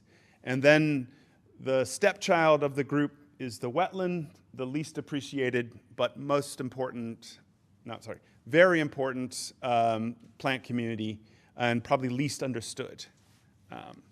But it also did burn. All of these are, we think about them in the Midwest as how often do they burn, and how often does fire and herbivory impact, how does it impact them, and how often does fire occur in these communities? Because those are main drivers in the community and the existence of the community, these ecological factors. And one convenient way to categorize them is by trees per acre. It's just a convenient way to just categorize them. And so prairie tends to be 1 tree per acre.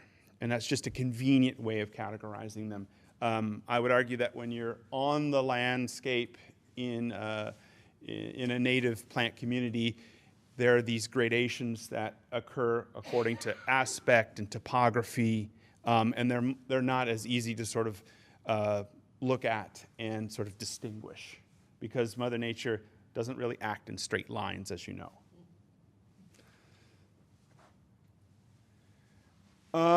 Here's a little graphic showing Iowa, and it's constructed based on notes of surveyors in about 1840. It's an imperfect illustration, but it's good to show that we used to have a lot of wetlands. The joke when I first came to Iowa was we're the land of 10 lakes. That was not true in the past. We were the land of thousands of lakes. Where did they go, the wetlands and the lakes? They were drained to create farmland.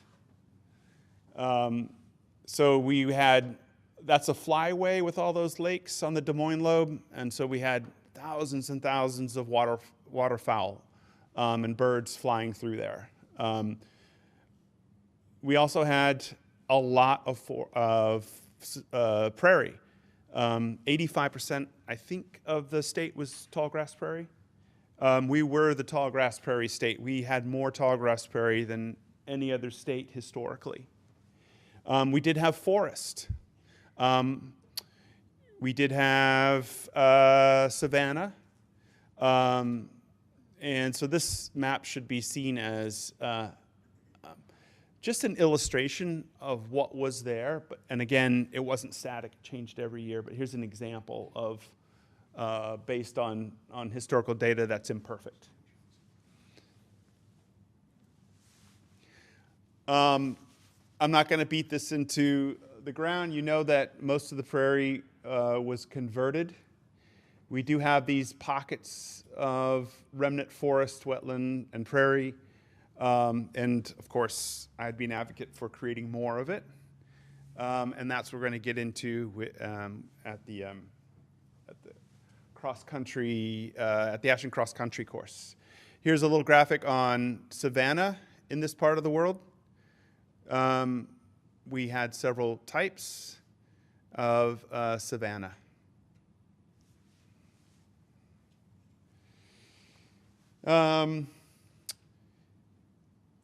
Then I want to mention native peoples again. I always spend a little bit of time giving them a tip of the hat. There's some famous paintings from that era showing Native Americans burning regularly and using fire as for many reasons. These are just a few examples. The story I tell my students to help sort of make it a little bit more real is in the later part of the season, you can, when it's still raining and the the prairie will green up, you can burn a section of land, remove the cured fuels, which have arguably very little or low nutrition, and you can encourage regrowth. If you burn a large swath and you encourage a lot of regrowth, you can bring the animals back to that area because the animals are going to select for high quality nutrition, mothers, calves. The buffalo are very attuned to the landscape, and they choose different vegetation by the hour. So you can bring them in, and then you can hunt them without having to walk many, many miles. So, of course, Native Americans lived hand in glove with the environment, and they knew how to bring the food to themselves, to their tribes, to their villages. So it's just a small, simple story about how to manage the land and think about existing on the landscape using fire. A lot of people want to know about the methods and techniques for prairie restoration. A lot of times, what we do is we walk the site and to see what's available. We inventory the site.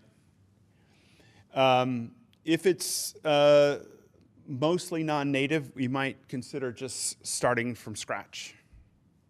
And that's what we did at the APLL. There were very few natives.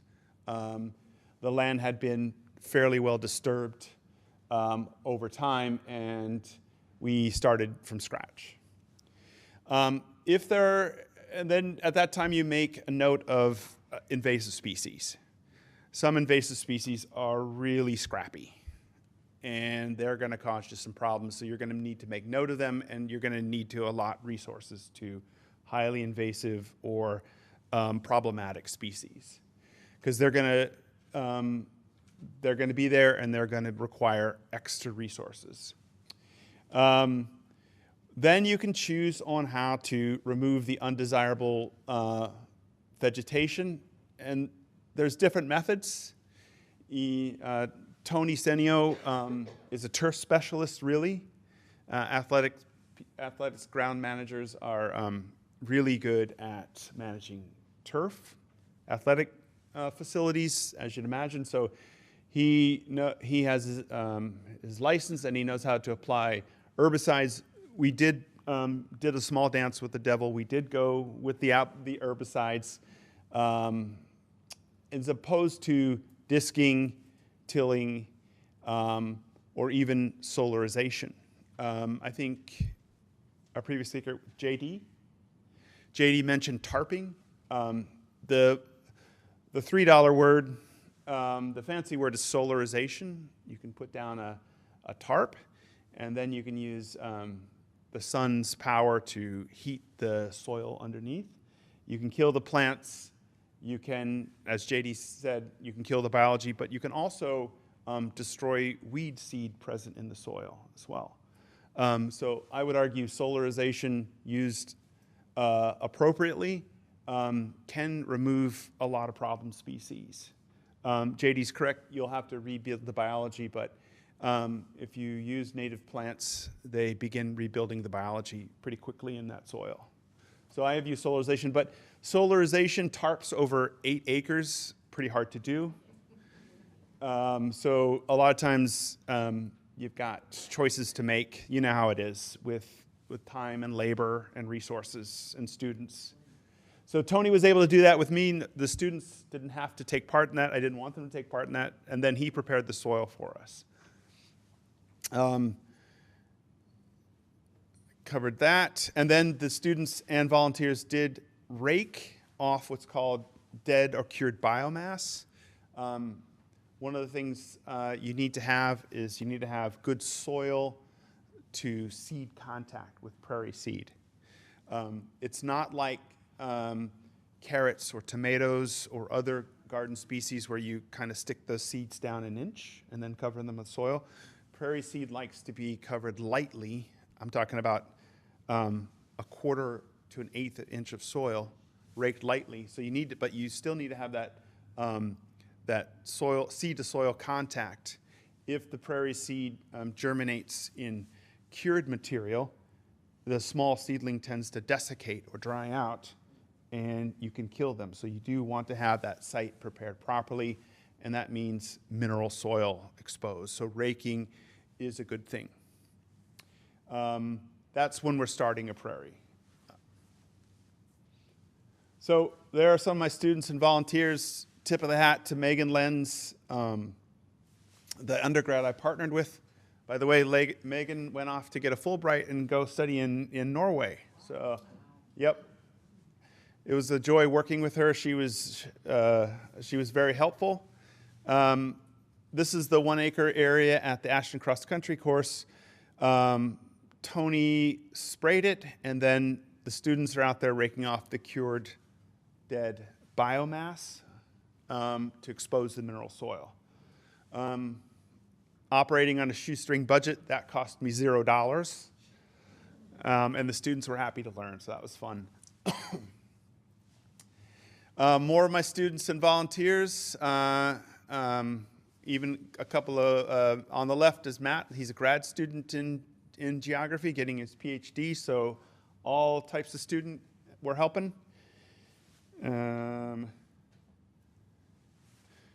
Let's see, back to the techniques and methods.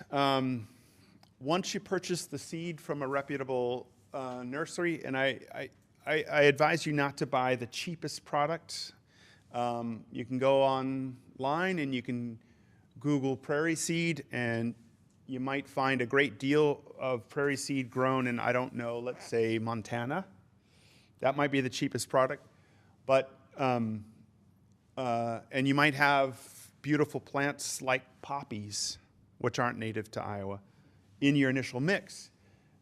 Within a few years, the plants that aren't acclimatized will fade. So you're essentially paying for plants that won't stay around.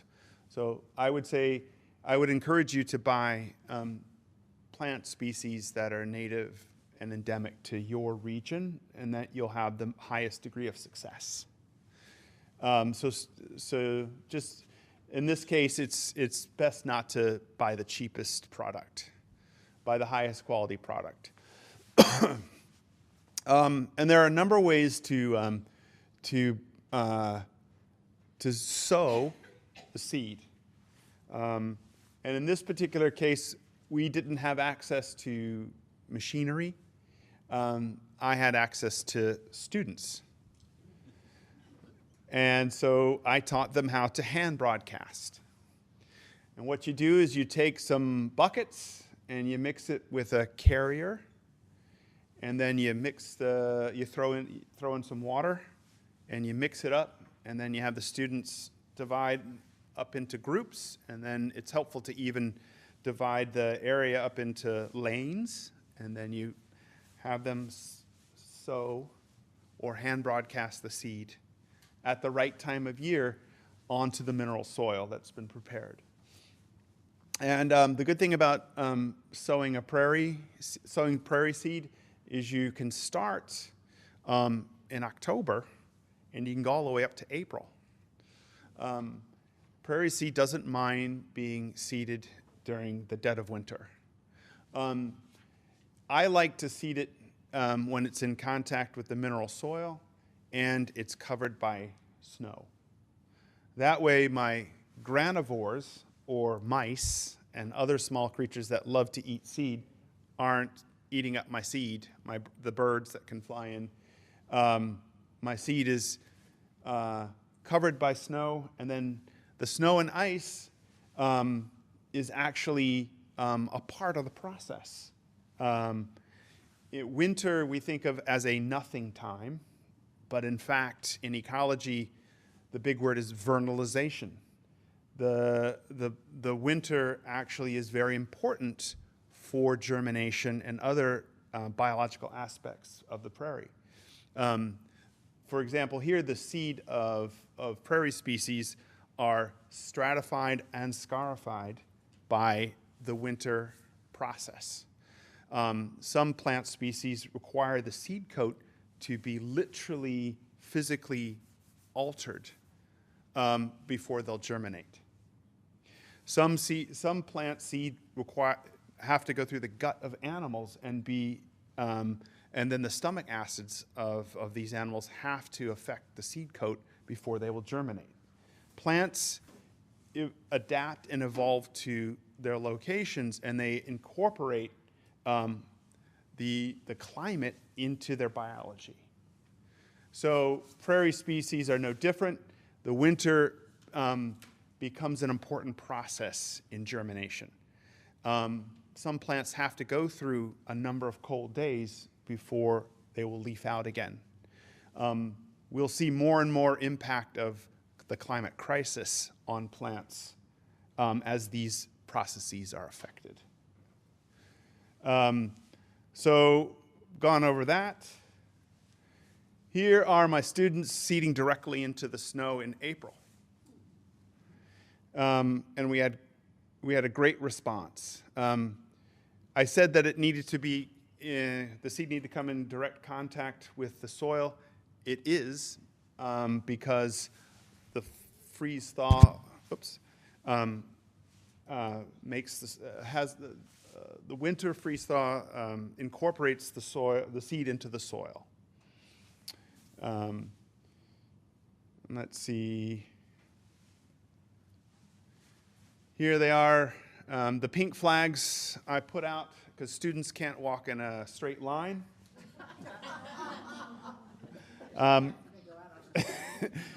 Yeah, this is the first time they probably ever. It used to be a skill that pioneer farmers and others would have, and they could sow a new field by hand and spread the seed out beautifully and accurately. It was a skill. It's a lost art to hand broadcast. So I'm teaching them again hand broadcasting. The carrying medium here is just sand. Prairie seed can be almost microscopic.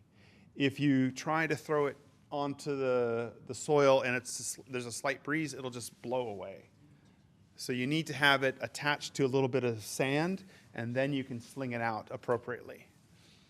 So yeah, there's a simple technique that I like teaching them, and they pick it up quickly and they enjoy it. Here's a student hand broadcasting in the second phase, or the 7.5 acre prairie. There's a little bit of cured vegetation on the ground, but there's enough mineral soil that the seed is incorporated into the soil, the mineral soil. Here they are having fun and acting out for the camera, hams. The equipment is pretty simple. Again, shoestring budget. Just lots of various buckets and mixing the seed. Now, what I don't get with this technique is a precise coverage. I'm okay with a fairly imprecise spread of seed, because I know that over time the plants will start to select their favorite sites. Plants do that. In tall grass prairies, the species that are at the top of the hill are different than the species that are at the bottom of the hill. From the hills, from the top to the toe slope, if you will. And the plants begin to differentiate based on small gradations in geography and climate and rainfall. So they're pretty amazing. Prairie for me is a bit of a teacher and a muse. It's always changing, and if you're watching it, it's always teaching you. More on methods and techniques. What were some of the filters we applied, if you will, to the prairie at the Ashton Cross Country Course, or AXCC? We weren't allowed to go willy-nilly and just have our way with it. Its first role or primary purpose is to be an athletic facility. So we had to accommodate that, and we applied some filters to the species that Megan and I chose. There were 100 or so species that we could have selected from and ordered seed for, but I needed to start applying these filters. The plant mature plant height, the maximum plant height needs to be 4 feet or less. Some of the prairie species, if they're really loving it, they can be 12 feet tall. I couldn't have the parents, the visitors who came out there to watch their athletes running around. I couldn't, their view still needed to be, free and clear. I couldn't obstruct their view. So that was one of the first important filters. How am I doing on time, by the way? How much time do I have? 15 or 20 minutes. 15 minutes. I need to keep moving. I wanted it to be wildflower heavy. I'm essentially creating a space that I want to be very pretty, so I selected for showy wildflowers. I also selected for wildflower the bloom time. I wanted flowers to bloom early on and then all the way through to the end of the growing season. If you just pick one flower, it might bloom for a couple of weeks, and then you have no more pretty flowers. So you can start creating a matrix, a spreadsheet, and sort of applying these filters, and that helps you narrow down the original cast of characters or number of species to the appropriate level. The visitor interaction, I wanted to try to teach people about the species. We could also get free plants from the nearby remnants. And then scientific research would be important. How do you measure biodiversity? It's a great word. One way to do it, Andrew Forbes does it, is he collects winged insects in traps, and he looks at population change in species. And then you can put a number to it, and you can track biodiversity. In fact, that's what he's doing and has done since the beginning, the inception. Other filters are, could you purchase plugs or even gallon pots? But again, planting a large number of plants over 8 acres would be difficult to do. Seed was the best way to go. Bioregionally endemic. Again, teaching students about paying attention to bioregions or plant communities. And then teaching them about geography, topography, bioregions, and plant communities was all part of the goal.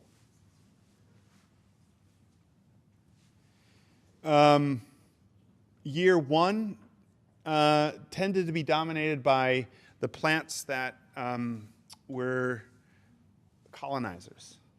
They came in quickly. They needed minimum germination time. Remember, I put seed down in April. So the plants that needed minimum germination time, like the black-eyed Susan, were up right away. Prairie restorationists talk about different phases of the prairie. The yellow phase tends to be the phase that occurs first, and those are the plants that tend to be colonizers. Plants, there's a scale of everything from colonizers to very conservative small C species that take a lot of time to develop, and it's about the plant's ability to exist on a site. And as, say, a site becomes dominated by a large root system or a plant that's really good at occupying that space because there's a lot of competition at the root level, the plant that can occupy that space and outcompete others tends to dominate that space, sort of basic ecology at play. So they're sorting themselves out as the prairie matures. Here's the yellow phase again. That little white thing is the tent that Andrew Forbes, insect trap that Andrew Forbes uses to collect insect species. His students have been identifying species since the beginning of the prairie. There it is in the distance. Here in 2022, the black-eyed Susans are beginning to fade, and new plants are beginning to exert presence. Staying with methods and techniques, what do restorationists do after they put the seed on the ground? And I highlight this part of the restoration process because this is where a lot of failure occurs. We certainly know how to mow our lawns near our houses, adjacent our houses. That kind of mowing is not the right type of mowing. I use the term height-adjusted mowing. And what I use is a weed whacker. I use a professional-grade weed whacker, but I put on a metal blade and I mow the weed seed head off of the seed for the first 2 years. Gardeners call that deadheading. And I think about this part of the process as essentially something that's statistically driven. If I remove weed seed present for 2 years, then the population of the weed seeds is declining each year. And I'm not getting a new crop of seeds.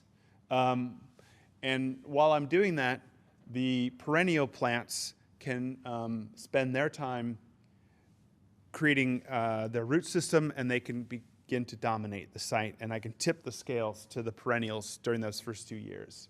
So height-adjusted mowing is a really important technique during the first 2 years of prairie restoration. I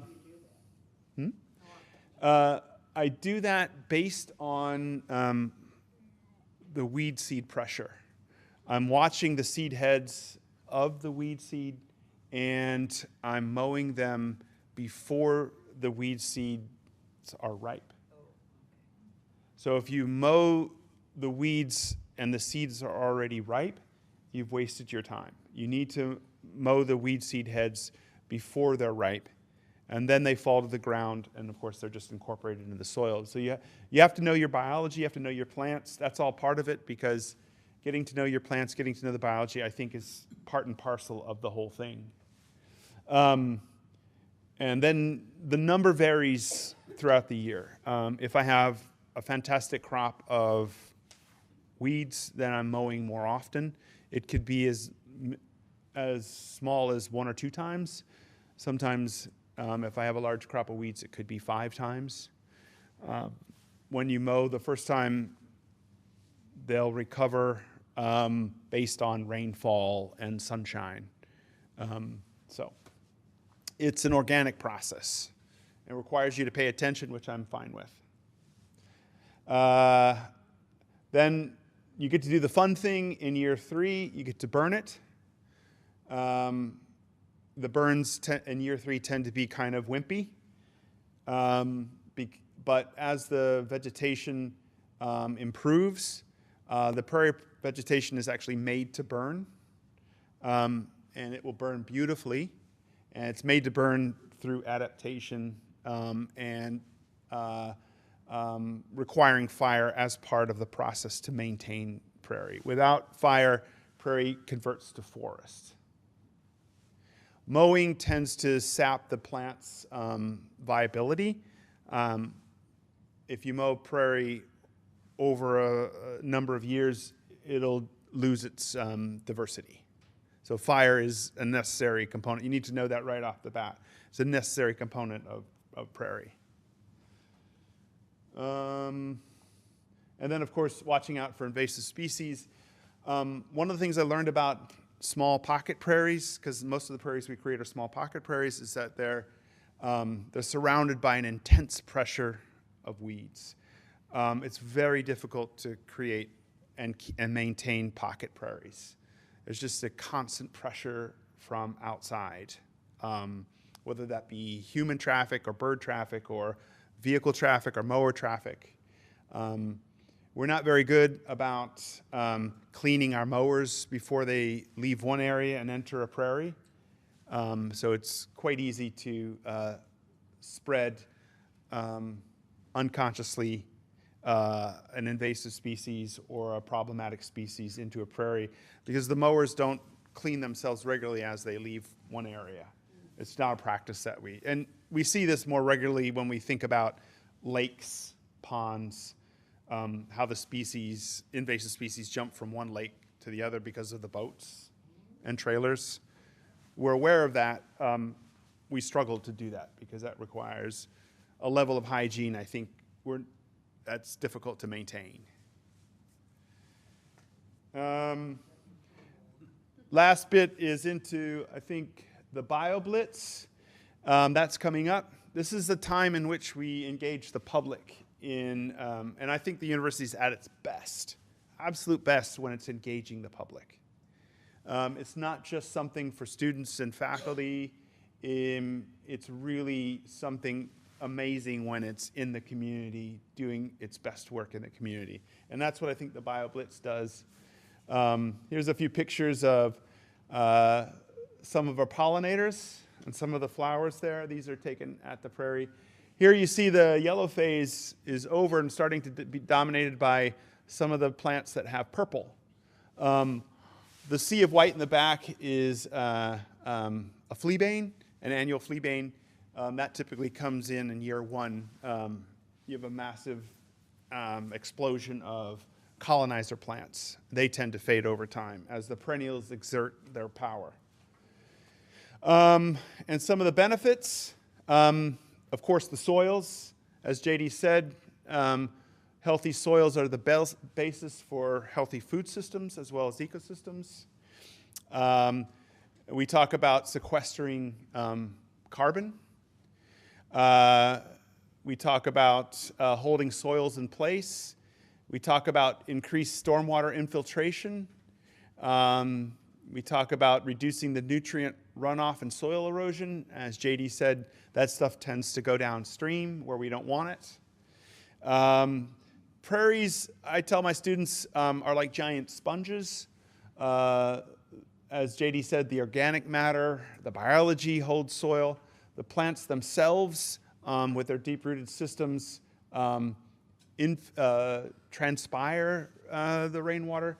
I think the number is on a prairie, 70% of the rainfall is infiltrated and held on site.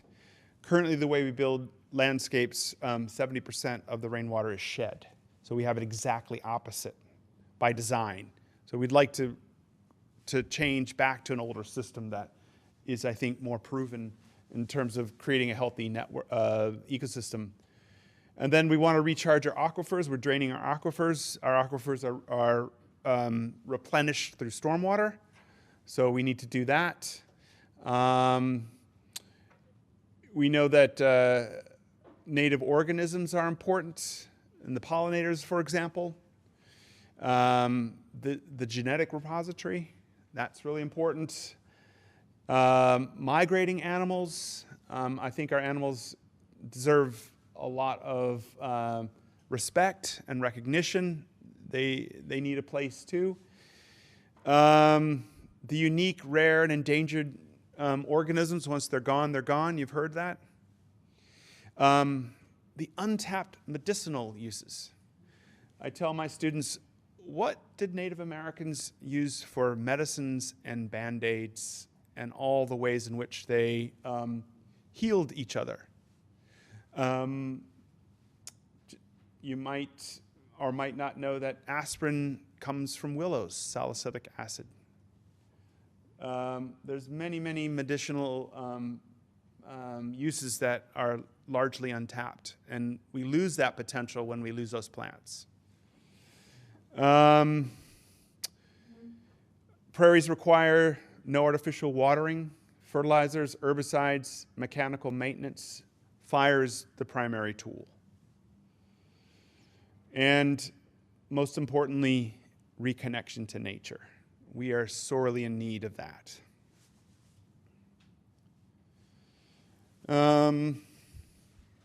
Let's go to some of the pictures from BioBlitz, students and family interacting with the plants. There's Tony, nod to Tony. putting the sign out there. We've got a QR code. And then the 5th annual BioBlitz. This is coming up. How much time do I have? Am I out of time? I'm out of time. I'll click on that. I can't do it. How does this work? Won't do it. Did that work? I can't get it to work. We can put it up. Yep. During the break. Yep. Put it up there. Some of those dates are older. It's the. I'll pull this slide up. That's an older date. That's a typo on my part. We'll pull this up. Is it usually in July? It's July 12th, Saturday. That, oh, yeah, okay, because that said 2024. Yeah, that was an older. That was a typo on my part. But can we pull this up and then that'll. Let's do questions and then we'll. Yeah. Okay. Yeah. Sorry.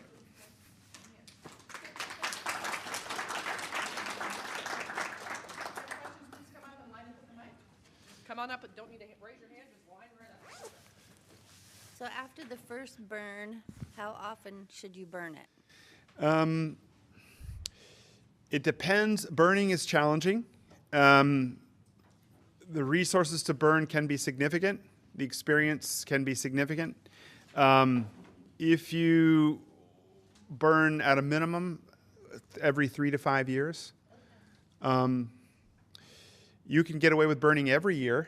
Fire is a selective force. If you burn regularly, annually, it will exert a force on your prairie. Okay. So, yeah, how's that?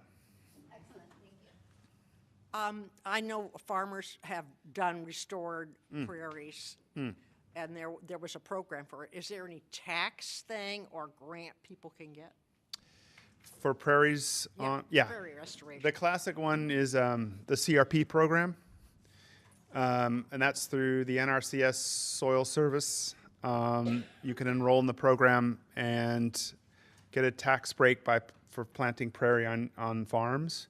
Where farmers often struggle is burning tends to be one of the most expensive options, so they often will end up having to disc.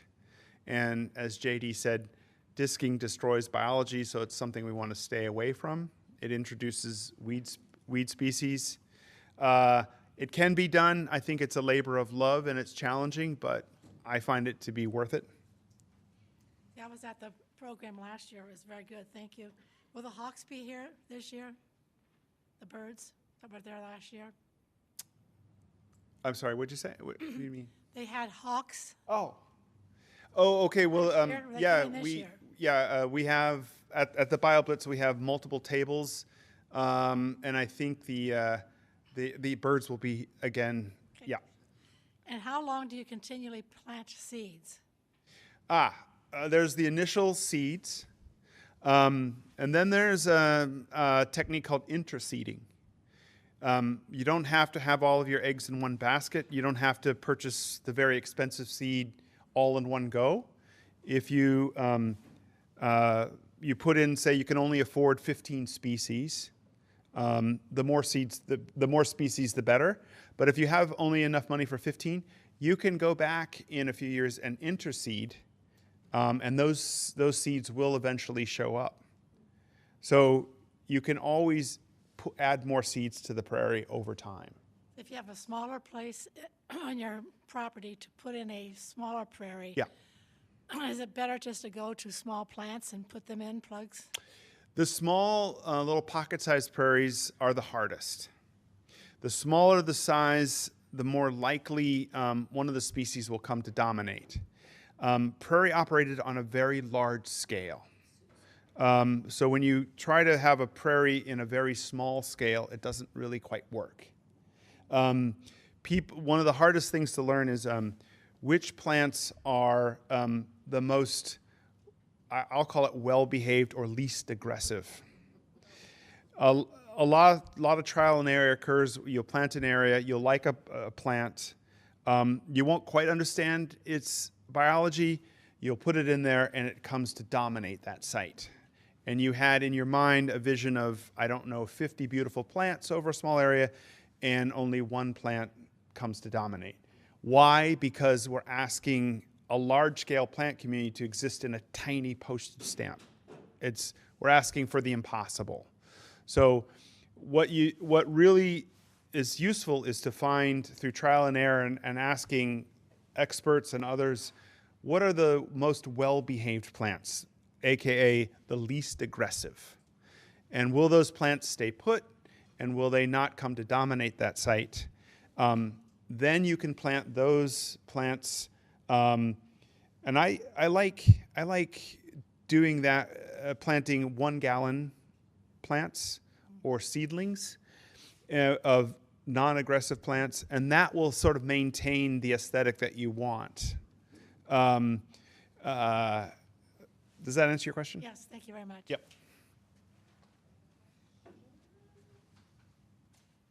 When you chose the seeds for the Mm-hmm. Ashton, did you have to have less allergenic ones?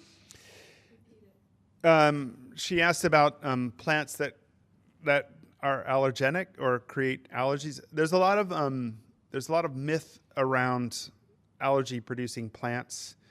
For example, ragweed tends to get thrown into one large bucket, but we have multiple species of native ragweed. The giant or tall ragweed does not produce the pollen that creates an allergic reaction. It's the small one, or small ragweed. So I think, without going into too much, the plants that create allergy problems, or I don't know the full answer on those, but I haven't had that many problems. So I'm sorry, I can't give you a great answer. Excellent answer. One more? Hi, you mentioned that you collected some seed from prairie remnants. Yep. I was wondering where the remnants were. Yep. One remnant in particular is at Mormon Handcart Park. It's on the University of Iowa property, so I got permission to collect seed from that remnant. That was the main remnant I used.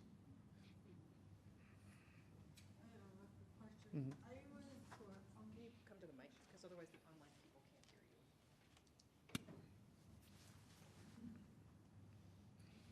you. So I was told by someone who has a prairie that burning really is not necessary.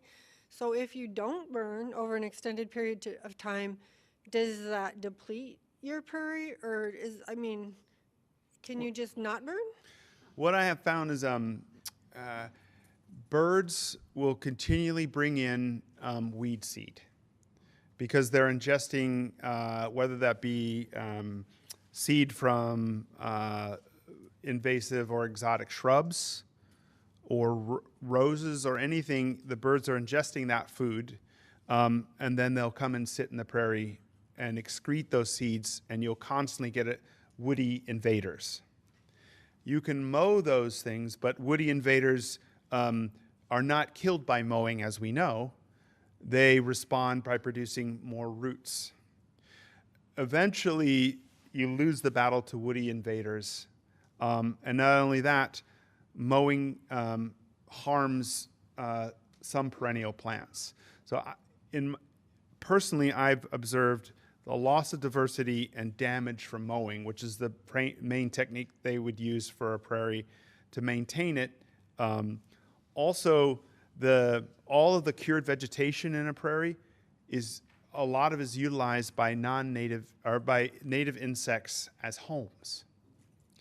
So when you mow, and we have a tendency or proclivity to want neat and tidy landscapes, all those choices to remove vegetation means that we're impacting beneficial insects because they're using that cured vegetation as homes to overwinter. So we're going to see less of our Luna moths, less of our butterflies, less of those beneficial insects when we remove that vegetation. Fire is the main way in which we keep woody invasives at bay. And we also keep the prairie happy. It's just the thing that it's adapted to the best, without going in it too deeply. So I would disagree.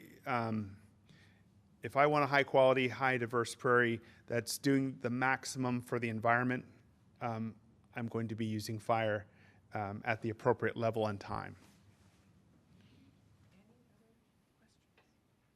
Let's give Mike a big round of applause again. Thanks so much. And we will reconvene at 3:30 for our third speaker.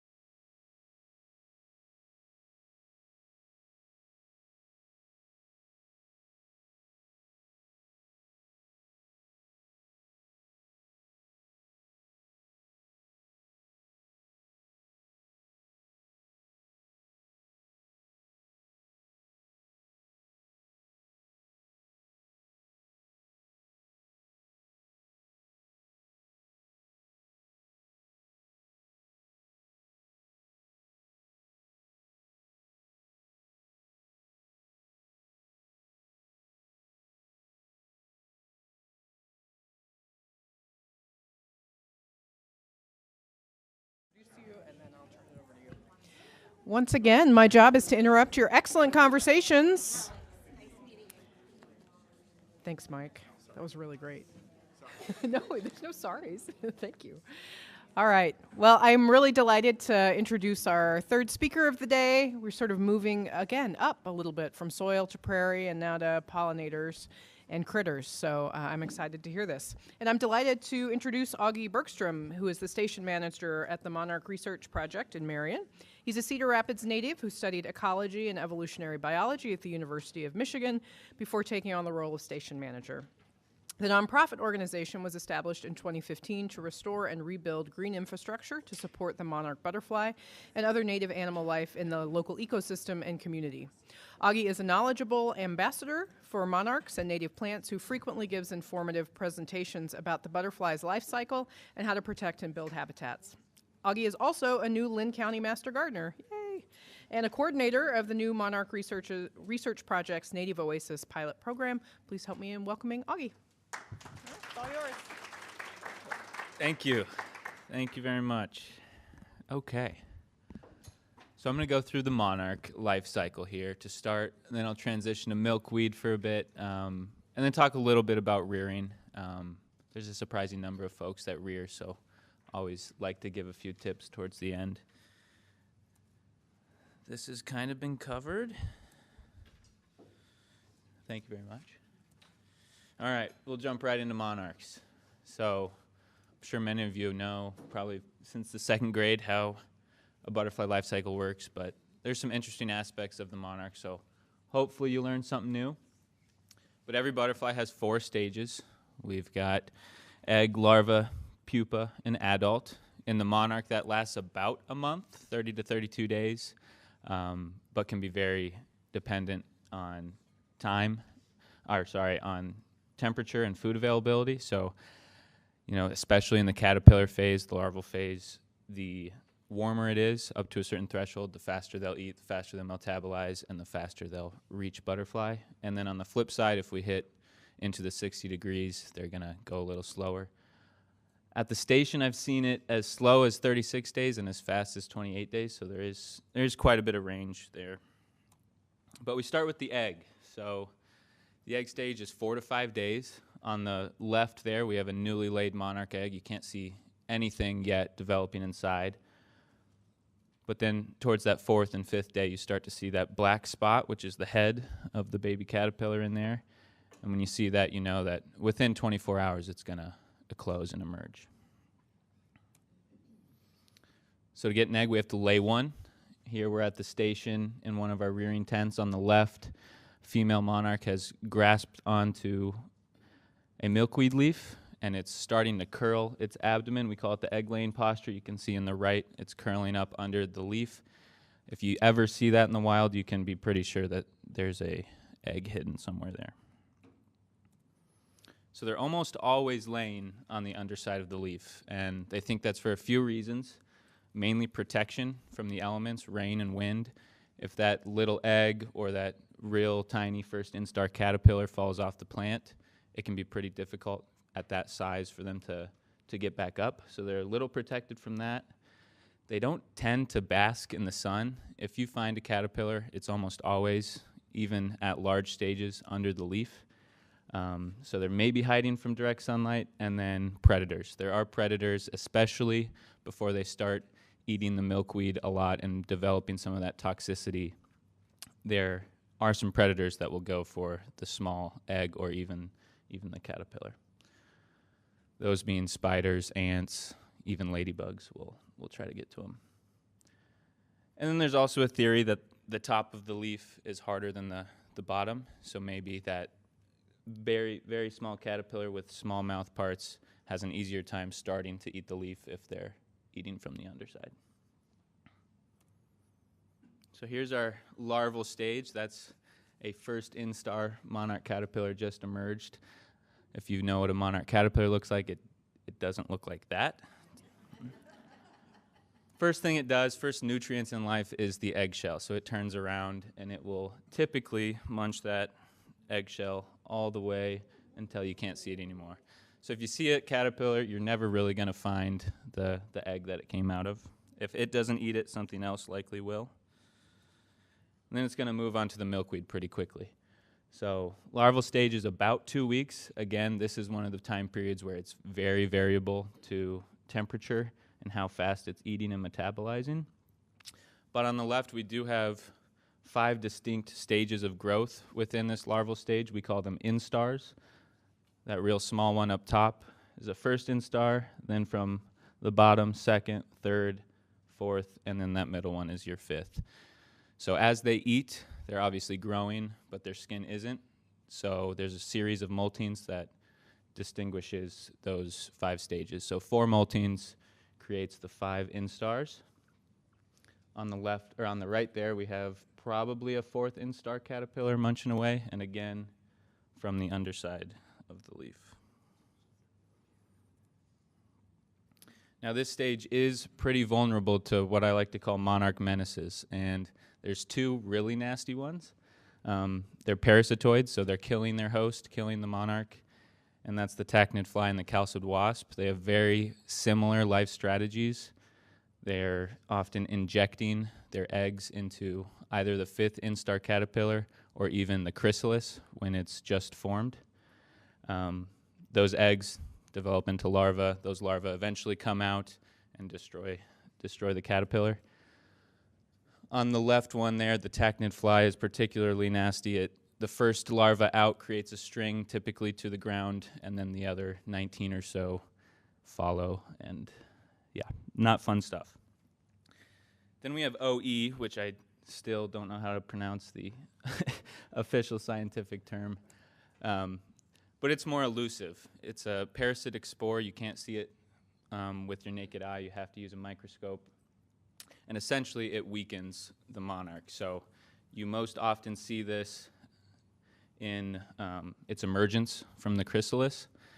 If it's infected with OE, it won't be strong enough to emerge out of that chrysalis in a timely manner a lot of the time.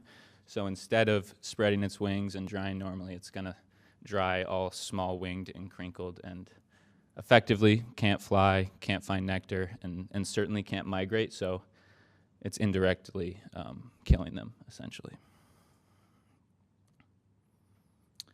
Then we get to the J, which is another very vulnerable time.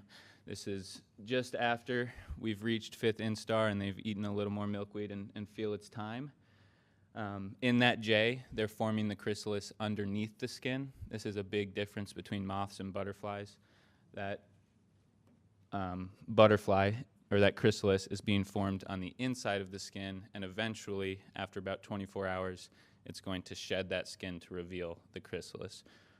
Whereas a moth, a lot of times, spins a cocoon on the exterior. It's interesting, this is almost never happening on the milkweed, unless you're in kind of an artificial environment where there's not much room. You're really never going to find a chrysalis hanging on milkweed. We've got a fence line about 30 meters at the station, 30 meters from any milkweed, and we oftentimes see chrysalis just lined up on this wooden fence line. So they'll travel good distance on the ground to find something suitable. And it's not exactly known why, but it's thought that maybe they are trying to find something a little more sturdy, some sort of woody plant. We see them on bushes. Oftentimes we see them on houses. We see them on fence lines. Something where they won't be blown over.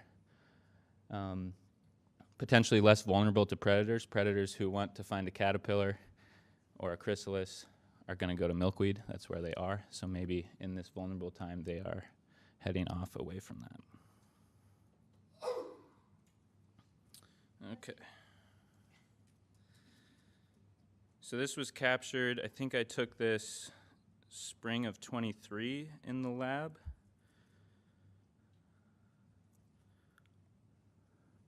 So this is after it's hung for about 24 hours in the J. Is it, what, about 30 to 60 seconds? A little longer, probably 3 minutes or so. So that's about 15 seconds, obviously very sped up. I like to explain it as a kid trying to take off their shirt without using their arms. They're just kind of like, it's kind of like a jig in real time. Let's play it one more time here if we can.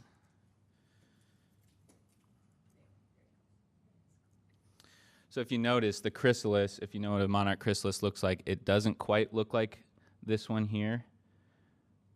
When they first reveal it, it's very soft. And so there's about 24 hours, 12 to 24 hours where it starts to harden off and become that stereotypical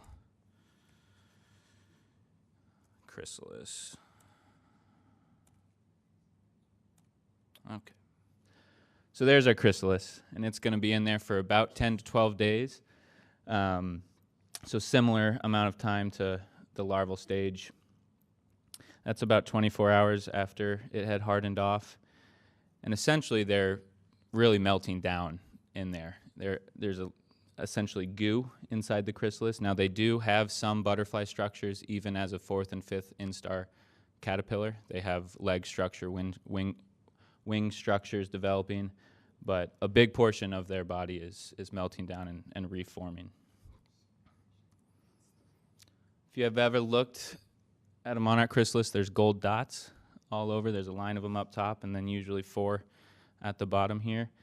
Those are spiracles. That's how the monarch is getting oxygen as it spends its 10 days in there. Then we get to the emergence. So on that 9th, 10th, 11th day, you're going to start to see that chrysalis turn black. You're starting to see the butterfly inside, and the chrysalis becomes extremely clear. It's thinning, and then it emerges, oftentimes early morning, so it can use that peak hours of sunlight to dry off. So if you can see that third image in that line there, the abdomen is massive. The wings are rather small. It's pumping fluid from the abdomen into the wings, and that's how you get the expansion of wings. And so oftentimes when they have OE, they're not able to get out of the chrysalis to do that properly, and you get wings that dry that size. They're going to hang like that, almost always on the chrysalis until they've almost drip dried, essentially. Then they'll start to slowly flap their wings, and eventually they're ready to fly. So on the right, there's a fully emerged female monarch. It was still a bit damp. That's why it's resting on my hand. It's not quite ready to fly, but it was flapping at that point. And they're going to live 2 to 4 weeks, typically. 6 weeks if they're in captivity. So here's a little identification. We've got a female on the left, a male in the middle. There's 2 pretty distinct differences on the wings. Can I hear a couple from you guys? Dots on the male. You've got 2 black dots on the hind wings that are on the veins, and there's 1 more. Yep.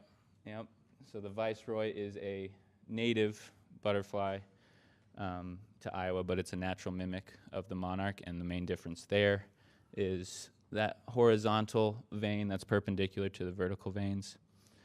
But the female monarch there has thicker veins than the male. That's another telltale sign that you've got a female. And obviously their reproductive organs on their abdomen are different, but if you're not holding them, you'll never be able to see that. It's also thought that the viceroy has a different flight pattern. The monarch kind of has a more flowy pattern going from plant to plant, while the viceroy is lower, more rapid turns, a lot harder to catch.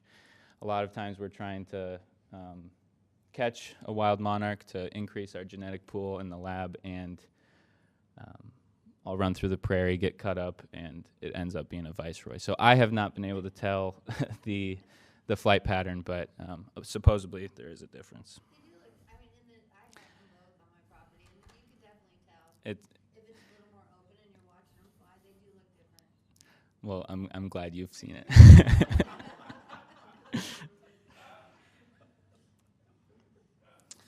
And then we get to really the most unique aspect of monarchs is migration. And to be able to do that, they have to undergo what we call reproductive diapause. So we're going from a 2 to 4 week lifespan to a 7 to 9 month lifespan that allows them to undergo this migration. And that is sparked on by environmental cues that are changing their genetic expression. Those happen in the fall, like shortening of the day, decreasing temperatures, milkweed is starting to go to seed and decay, and lower nectar, just less things in bloom. Those things tell them that we shouldn't be producing eggs and spermatophores. Instead, we need to spend our energy producing proteins and fats that will allow us to sustain a long flight. So here's our migration. We start late summer, early fall. Here, that's late August and September. We're starting to see monarchs flying through, and our monarchs are starting to leave. We're going to get to Texas typically in October and November, and then eventually the first arrivals into Mexico, the ones that are leaving from closer areas, get there in early November, but there are monarchs coming in up and through into December. So it can be up to 3,000 miles. Monarchs are coming from Canada, New England, quite a journey. And there is this western population on the left there that is summering in California and northern Mexico, and overwintering in California and Mexico, and then summering in the Rocky Mountain area. There is a little bit of evidence that they interbreed. They are the same species, but it doesn't happen often. Those Rocky Mountains are a pretty solid divide between the two populations. So to get down there, we're traveling by day, 50 to 100 miles traveled per day, 10 to 30 miles per hour, so they are picking up speed. They're usually around 1,000 feet in the air. That's very variable. They're coming down a lot to get nectar and then moving on. So throughout that journey during the day, they are stopping to get some energy. Then they're resting at night, and they're usually resting at what we call roost sites, which are conifers, any foliage that has, or any plant that still has foliage through those colder months that allow them to stay warm at night, as well as maintain some of their humidity. And what's really cool is oftentimes these are return sites. So there's a gentleman in Anamosa that was on the news last year, and he bought a property 3 years ago, and every year since buying it, he's had thousands of monarchs in his forests in the fall. So it's odd how they know how to come to the same spot. It's not the same monarch year after year, obviously, so pretty interesting genetic trait. So they're going to the Oyamel fir forests, which is a mountainous region in Mexico, central Mexico, about 3,000 meters above sea level. It is the perfect environment for them to hibernate. It's about 32 to 60 degrees, and so that's warm enough that they're not dying to freeze, and cool enough that they're not getting excited, flying around and wasting energy and coming out of that hibernation state. Then in February, as we start to breach 60 pretty consistently, that diapause is going to end. And because they're all in the same location, very similar area, very low opportunity cost to mate, so they're going to go ahead and mate and then start heading north, at least by March, but it can happen in February. So just to kind of summarize here, we've got that fourth generation that starts the migration in the fall. They're migrating down, hibernating, and then mating. Then that fourth generation is going to start to come up, and usually in the Texas, Oklahoma area, they're actually going to start laying their eggs. Milkweed is already coming up at that time there, and that offspring is what finishes the journey, and that's what we call Generation 1. So that offspring is going to populate those northern states when it's time, and eventually second and third generations come along in those states. They populate even heavier, and then that fourth generation is hopefully large and migrates back down. So it's never the same monarch 1 year to the next. You're never going to see any overlap between them, unless, of course, you're in Texas. So here's our 30-year history of the monarch population. They record it by area inhabited by monarchs because they're going to such a similar area, they're able to just measure the total area that those monarchs are inhabiting, and then we get our data. So the y-axis is hectares. There's about 2.5 hectares, or 2.5 acres per hectare, and then that x-axis is your season. So as you can see, pretty average, steady decline over the last 30 years, culminating to last year, we had 0.9 hectares inhabited, which is about 2.2 acres. So really too bad, but why is it happening? Two reasons, really, one of them being the loss of native habitat, loss of milkweed. Milkweed is the only thing the female monarch will lay eggs on, the only thing that the caterpillar will eat to develop into a monarch butterfly. So that's really the main issue is herbicide-resistant monocropping in our rural areas. We don't have milkweed in our rural areas, and then urban sprawl is also a factor, putting in concrete, putting in bluegrass instead of nectar source plants and milkweed. So what it leads to is habitat fragmentation. We have just these little spots where either milkweed has survived or we've planted, and so the female monarch has to travel further and further to find a suitable place to lay eggs, and therefore in that 2 to 4 week lifespan they're laying fewer eggs. The other side of this is climate-related conditions and events, especially on their migration. It's a long journey. They're very sensitive to any abnormal changes. So when you see these big drops in population year to year, it's almost always due to some sort of climatic event that has happened. So 1997, we had our largest recorded population in history, recorded history. And then that following year, we had our largest drop. And really all that was, as that fourth generation was traveling up to Texas, Oklahoma, started to lay their offspring, we had a real late freeze roll into Texas. And it took out not only a lot of adults, but also some offspring that had been laid.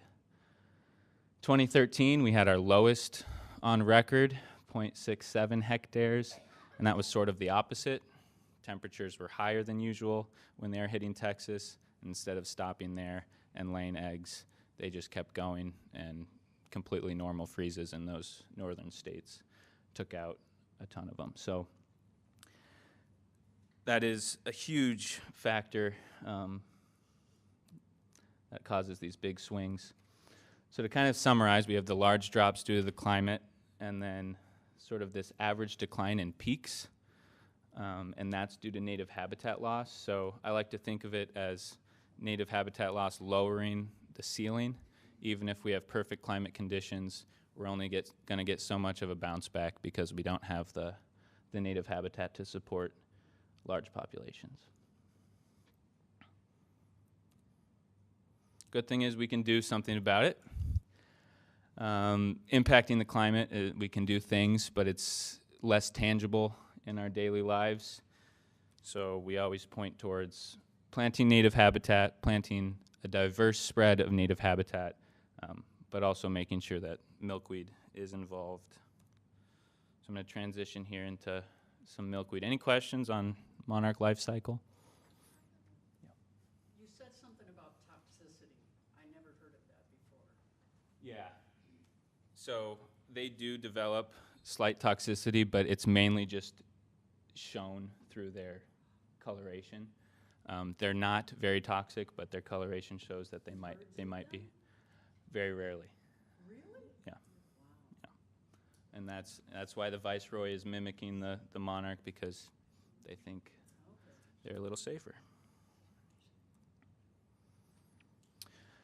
So they've been spending about 2 million years together, milkweed and monarchs, which is really awesome. They can consume the toxic milkweed. They're not, so it's the sap that is toxic, and they are actively avoiding it. Those 2 million years have allowed them to adapt to it. Large caterpillars can consume the toxic sap, but they try their best to avoid it. So one really cool adaptation, you can see the leaf that this caterpillar is on is kind of kinked like a hose at the top. So before they started eating that leaf, they chewed off that stem and essentially stopped the flow of sap, so they can eat that leaf without sap coming out towards the bottom. So it's really awesome. They are able to utilize this plant, but because they only utilize one, they're obviously paying for that. So we've got a lot of milkweed, over 70 native to the United States, but only some of those are native to Iowa or even the Midwest. These are some of my favorite non-native, just to show here. Heart-leafed milkweed. It's got a heart-shaped leaf, and then this really funky purple seed pod. Typically, they're green, as many of you probably know. Balloon milkweed, native to Africa. We had a couple of these in our office just for fun a couple years ago, and they do just have these massive hollow seed pods with these soft thorns. Then we have tropical milkweed, which is commonly used all over the United States and other countries. It's an incredible plant, grows quickly, has a very beautiful bloom, but there's some controversy over whether it should be used. Iowa State says it's okay. Here, the main issue with tropical milkweed is it will bloom and stay fresh long into the season, especially in these southern states like Texas.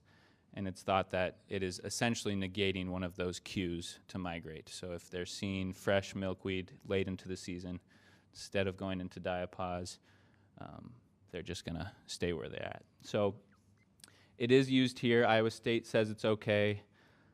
My position on it is use it if you're going to get rid of it come August. We use it at the station some, but we pull it out come late July, so we don't have any issues with migration. And it's also just better to plant native. You want plants that are coming back every year. So this is kind of the bread and butter of the native milkweed. These are what we use most often at the station and probably what's planted most often by the public. We've got common milkweed, which everybody knows. Anybody grow up pulling milkweed out of the crops? My mom was one of them. Yeah. She's come along. She's now planted milkweed, but I know it's a hard transition when you've spent hours and hours in the sun. So it's got a broad leaf, a ton of food value, a nice flower, purple flower. We've got swamp milkweed in the middle, the one we use probably the most at the station. A bit narrow-leaved, but it is taller, still a lot of food value. And a more pinkish flower. And then my personal favorite, butterfly weed, a much shorter, kind of ornamental if you're looking for something to plant that won't spread as much. Butterfly weed is for you. It's very dense, still has food value. My mom has a butterfly weed at her house, and we find caterpillars on it every year. And it's got an orange flower. Diving a little deeper here, the main reason we use swamp milkweed is that main stalk is coming back for a lot longer than the other species. So on average, swamp is coming back 6, 7, 8 years, whereas your common milkweed is 3 to 4 years, same with your butterfly weed. Obviously, they are self-seeding and they're rhizoming underground, but that singular stalk, if you want it in a specific location, will come back longer if you go with swamp milkweed.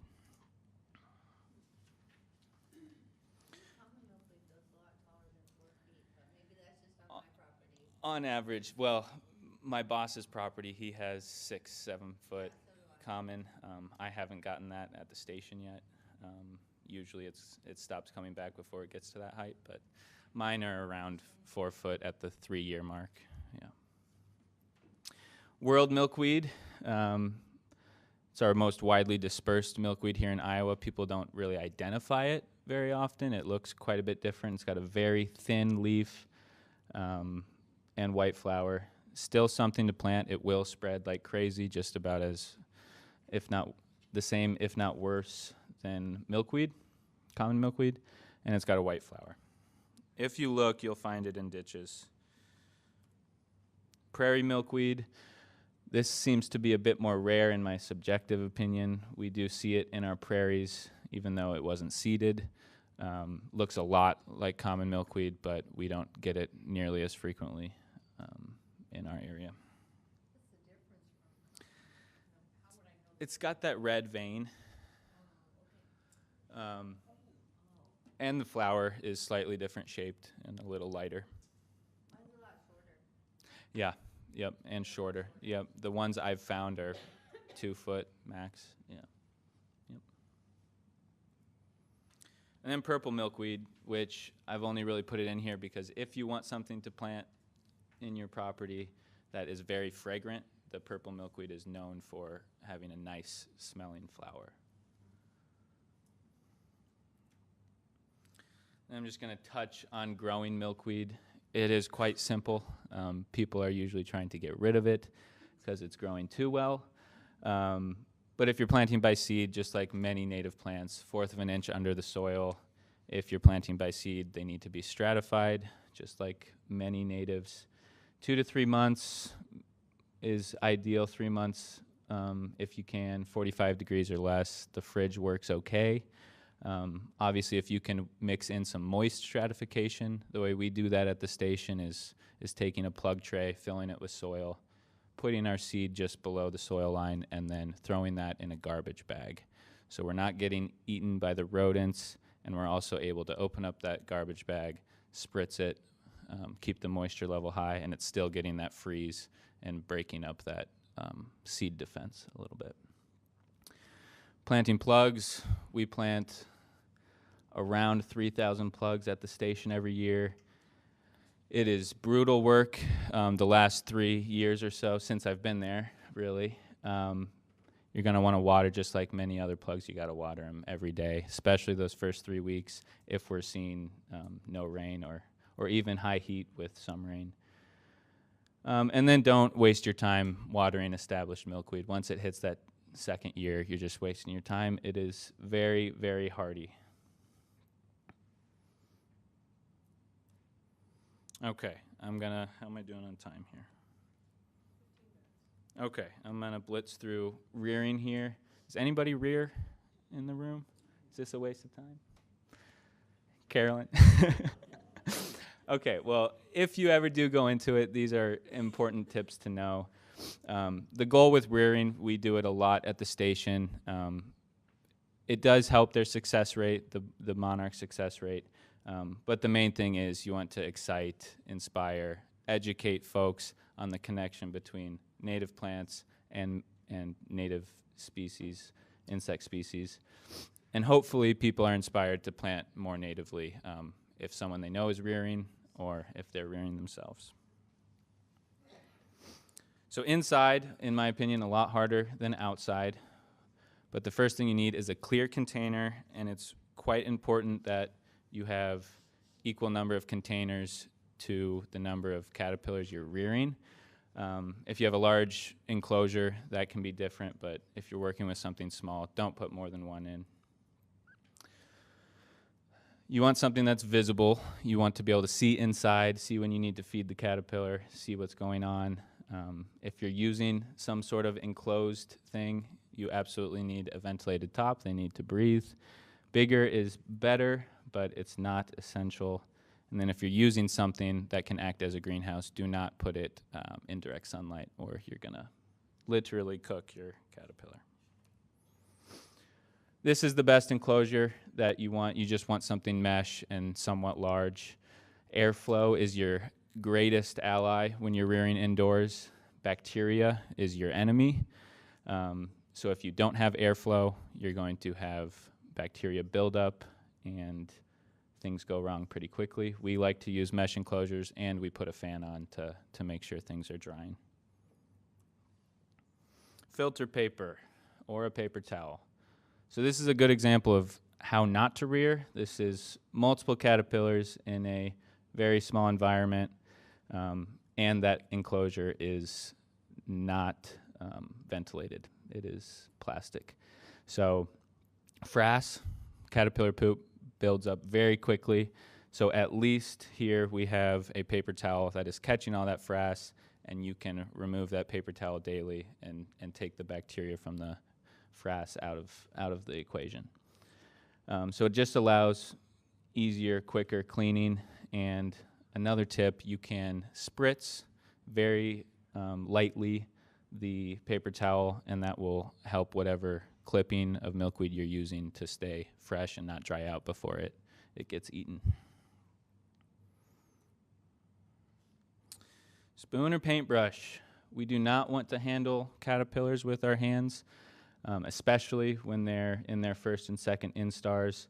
They can be squished very easily, and our hands are dirty. So we use a very fine paintbrush when we're moving caterpillars.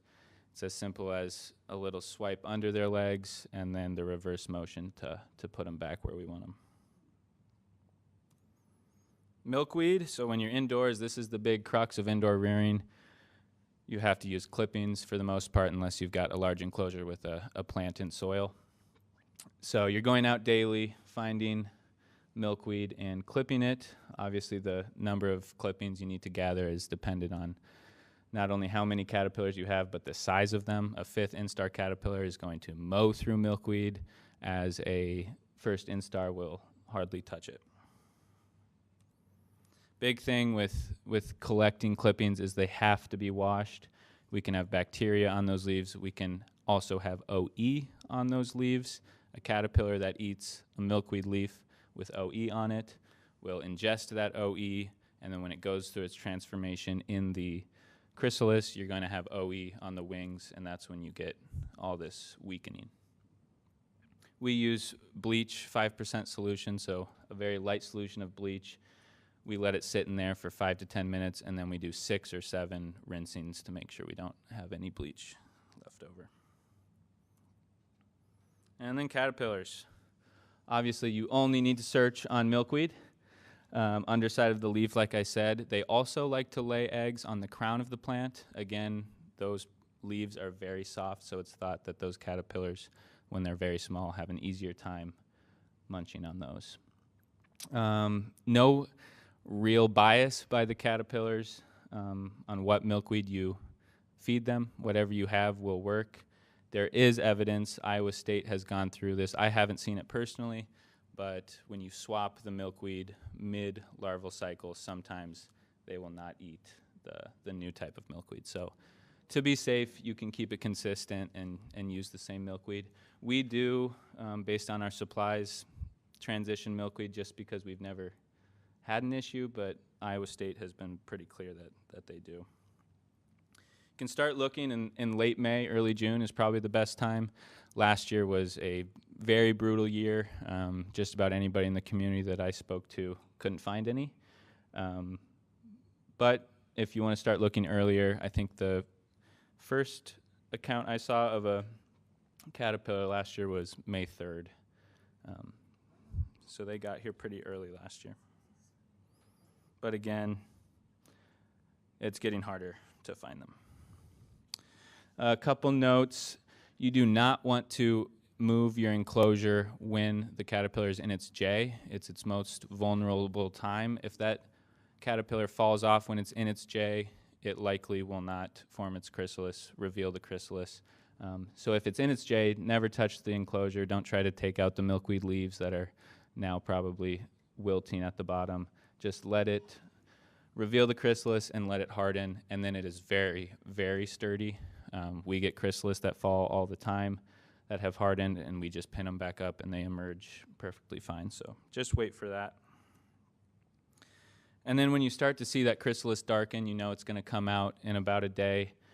You need to watch it closely. The last thing you want, especially when you're working in a small container like this, is the butterfly to be fully dried and flapping around and hurting its wings. So it also doesn't have water or nectar in a small enclosure. You need to release it as quickly as you can, so just be vigilant when it's starting to get towards the end there. Okay, outdoor rearing. I'll just touch on this. It is, in my opinion, the much preferred method. We call it the Monarch Zone program at Monarch Research Project. Really, it's just a large tent, mesh tent, that is fine enough grade that it has insect mesh, that you're not allowing any of the nasty stuff to get in and harm your caterpillar. So pros, you can rear a lot more. There's ventilation. You're not using clippings. The plants are in the ground. and obviously it's far more natural. Milkweed in the ground, tent over it, and then collect caterpillars if you can find them and put them in. So again, you're protected from these menaces. These are quite small. The tachinid fly is large and it's pretty difficult to miss, but the cowslip wasp is very, very small. If you have shade cloth instead of insect mesh, it will get through your holes and it'll be pretty drastic problems. And then OE, not a whole lot you can do. If you have a 3rd grade level microscope, you can see it. At the station, we test every butterfly that we rear. We just take a piece of tape, very gently touch their abdomen, put that on the slide, and you can see here. Those are the scales on the abdomen, the larger dots, and then the very, very small groupings of black specks. That is OE. Again, natural. So if you're working in a tent, rain is coming through. Butterflies do, if you're holding them, which you probably shouldn't, butterflies do need nectar and water. So if there's moisture involved, all the better. And they are getting migration cues if you're rearing outside in that time period. And then success rate skyrockets is the last note. It's less than a 5% chance that a caterpillar reaches butterfly in the wild. And then when we're rearing, our monarch zones report anywhere from 60 to 95% success. So it is a large jump. And finally, I'll just finish with, talked a lot about monarchs and milkweed, but the main take home is to plant as natively as possible, as diverse as possible, but just make sure you have milkweed involved. If you are interested in planting a little micro prairie at home, we have free seed at the Monarch Research Station up to 1,000 square feet, and that involves a couple species of milkweed and then all the great forbs and grasses as well. A little bit of the seed mix there. Common and swamp is what we have in for milkweed, and that's it. Thank you.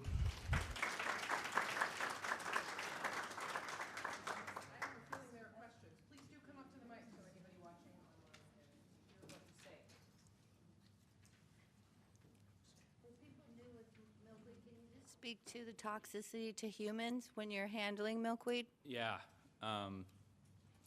It's not really anything you need to worry about unless you are, cutting and if you're getting clippings, you need to be very careful of that white sap. I would wear gloves.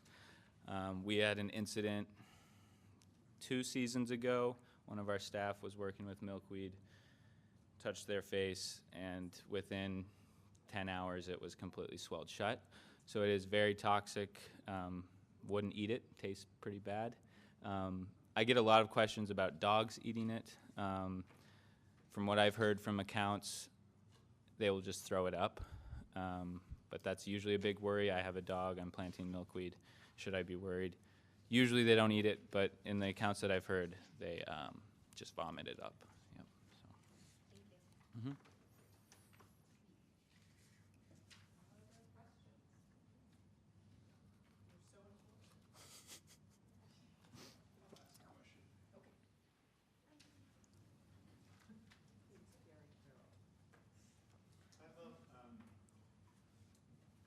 Behavior of the caterpillar to chew the stem, yeah, and to stop the flow of the sap to the leaf, yeah, is a fantastic behavior.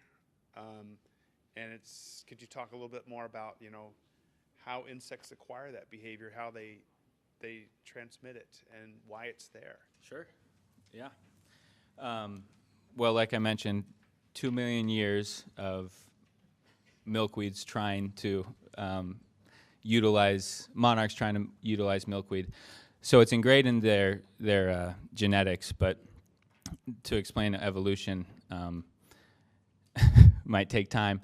But essentially, they are the best ways of adapting to eating it survive. Obviously, if a caterpillar is eating sap every time they take a bite, it's not going to make it through.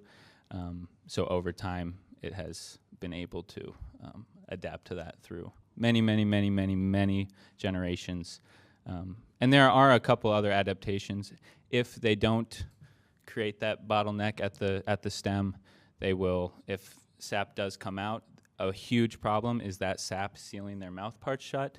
So they are able to move it aside without touching their mouth parts and then continue eating. So there are several adaptations that they've been able to pick up through many years. Yep.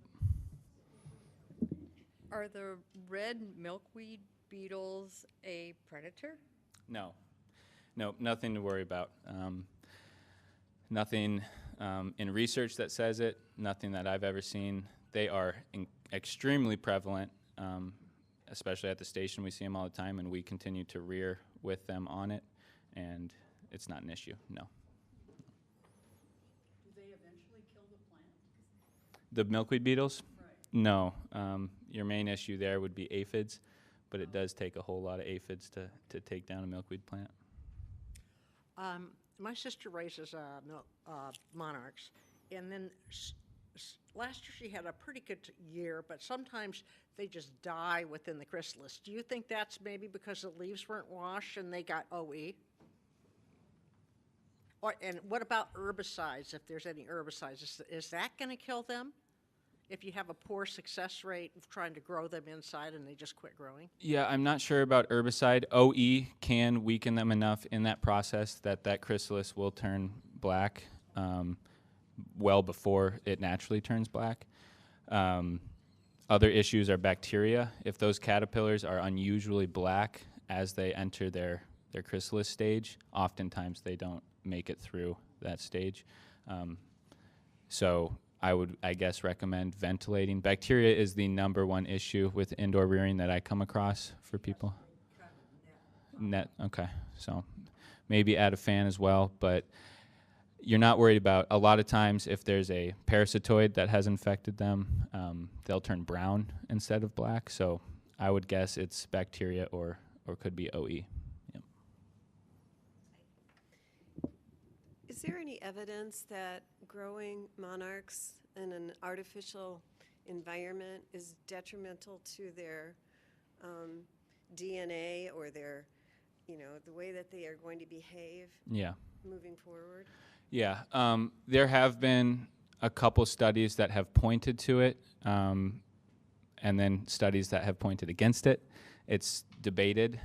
I can say in my experience, we've been rearing for 8 years, but since I've been there 3 years, every year, we're getting caterpillars, used to be from Iowa State, getting caterpillars in that have been reared in an artificial environment, and then eventually those caterpillars produce our migration, and we are tagging them, and we get a notification back from Mexico that they are getting down. So in our experience, that's not the case, but it is debated. Yep.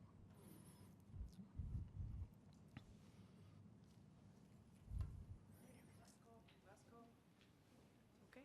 Sweet. Thank you so much. Please Thank give you. Augie a hand.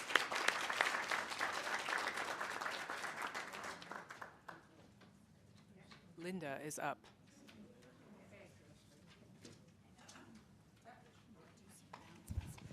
Before you run off, I want to thank you for attending our program today and our presenters and their efforts to bring education and information to our program. I'm going to give you an update. In the third quarter, with 4 minutes left, Wisconsin 43, Iowa 50. Woo-hoo. We're going to do some drawings, so, oh, there they are. Yes. Joyce and Sandy are going to draw for door prizes. Our thanks go to City Channel 4, Lillian Ty, and Shannon Balicki for helping with our program. Thanks also go to Master Gardeners Brandy, Sharon, Cindy, and Joyce for helping with the Community Speaker Series. If you have suggestions for a future community speaker, please let me know. Save these dates. The Master Gardeners will host its Spring Award program and potluck on Sunday, April 6th. Setup begins at 4, and the dinner is at 5 with awards following. Our plant sale and flea market 2025 will be held Saturday, May 10th from 9 to noon. We count on master gardeners for donations and seedling starts. Watch the times and our Master Gardener Times, jcmg-times.com blog. Contact email about donating and volunteering. And the final, Project Green Second Sunday Garden Forum will be held next Sunday, March 9th at the Iowa City Public Library with Nick McGrath, Trees Forever Field Coordinator and Certified Arborist. He will present Protecting Biodiversity, Avoid Invasive Species. The program is free and open to the public, and that is the date that you have changed your clocks, so be aware of that. Please fill out your evaluations and return them to me. And we're going to honor a request to hold this program later in the month to avoid conflicts with the basketball season. So that's it. These gals are going to draw for prizes.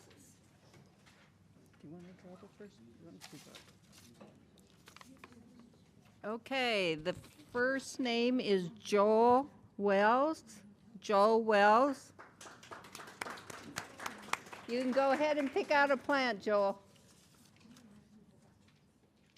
Second name is Ramona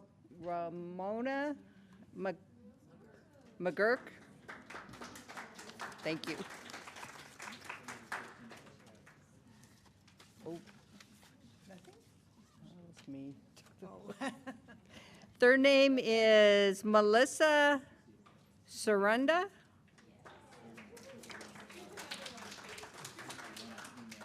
You don't want it?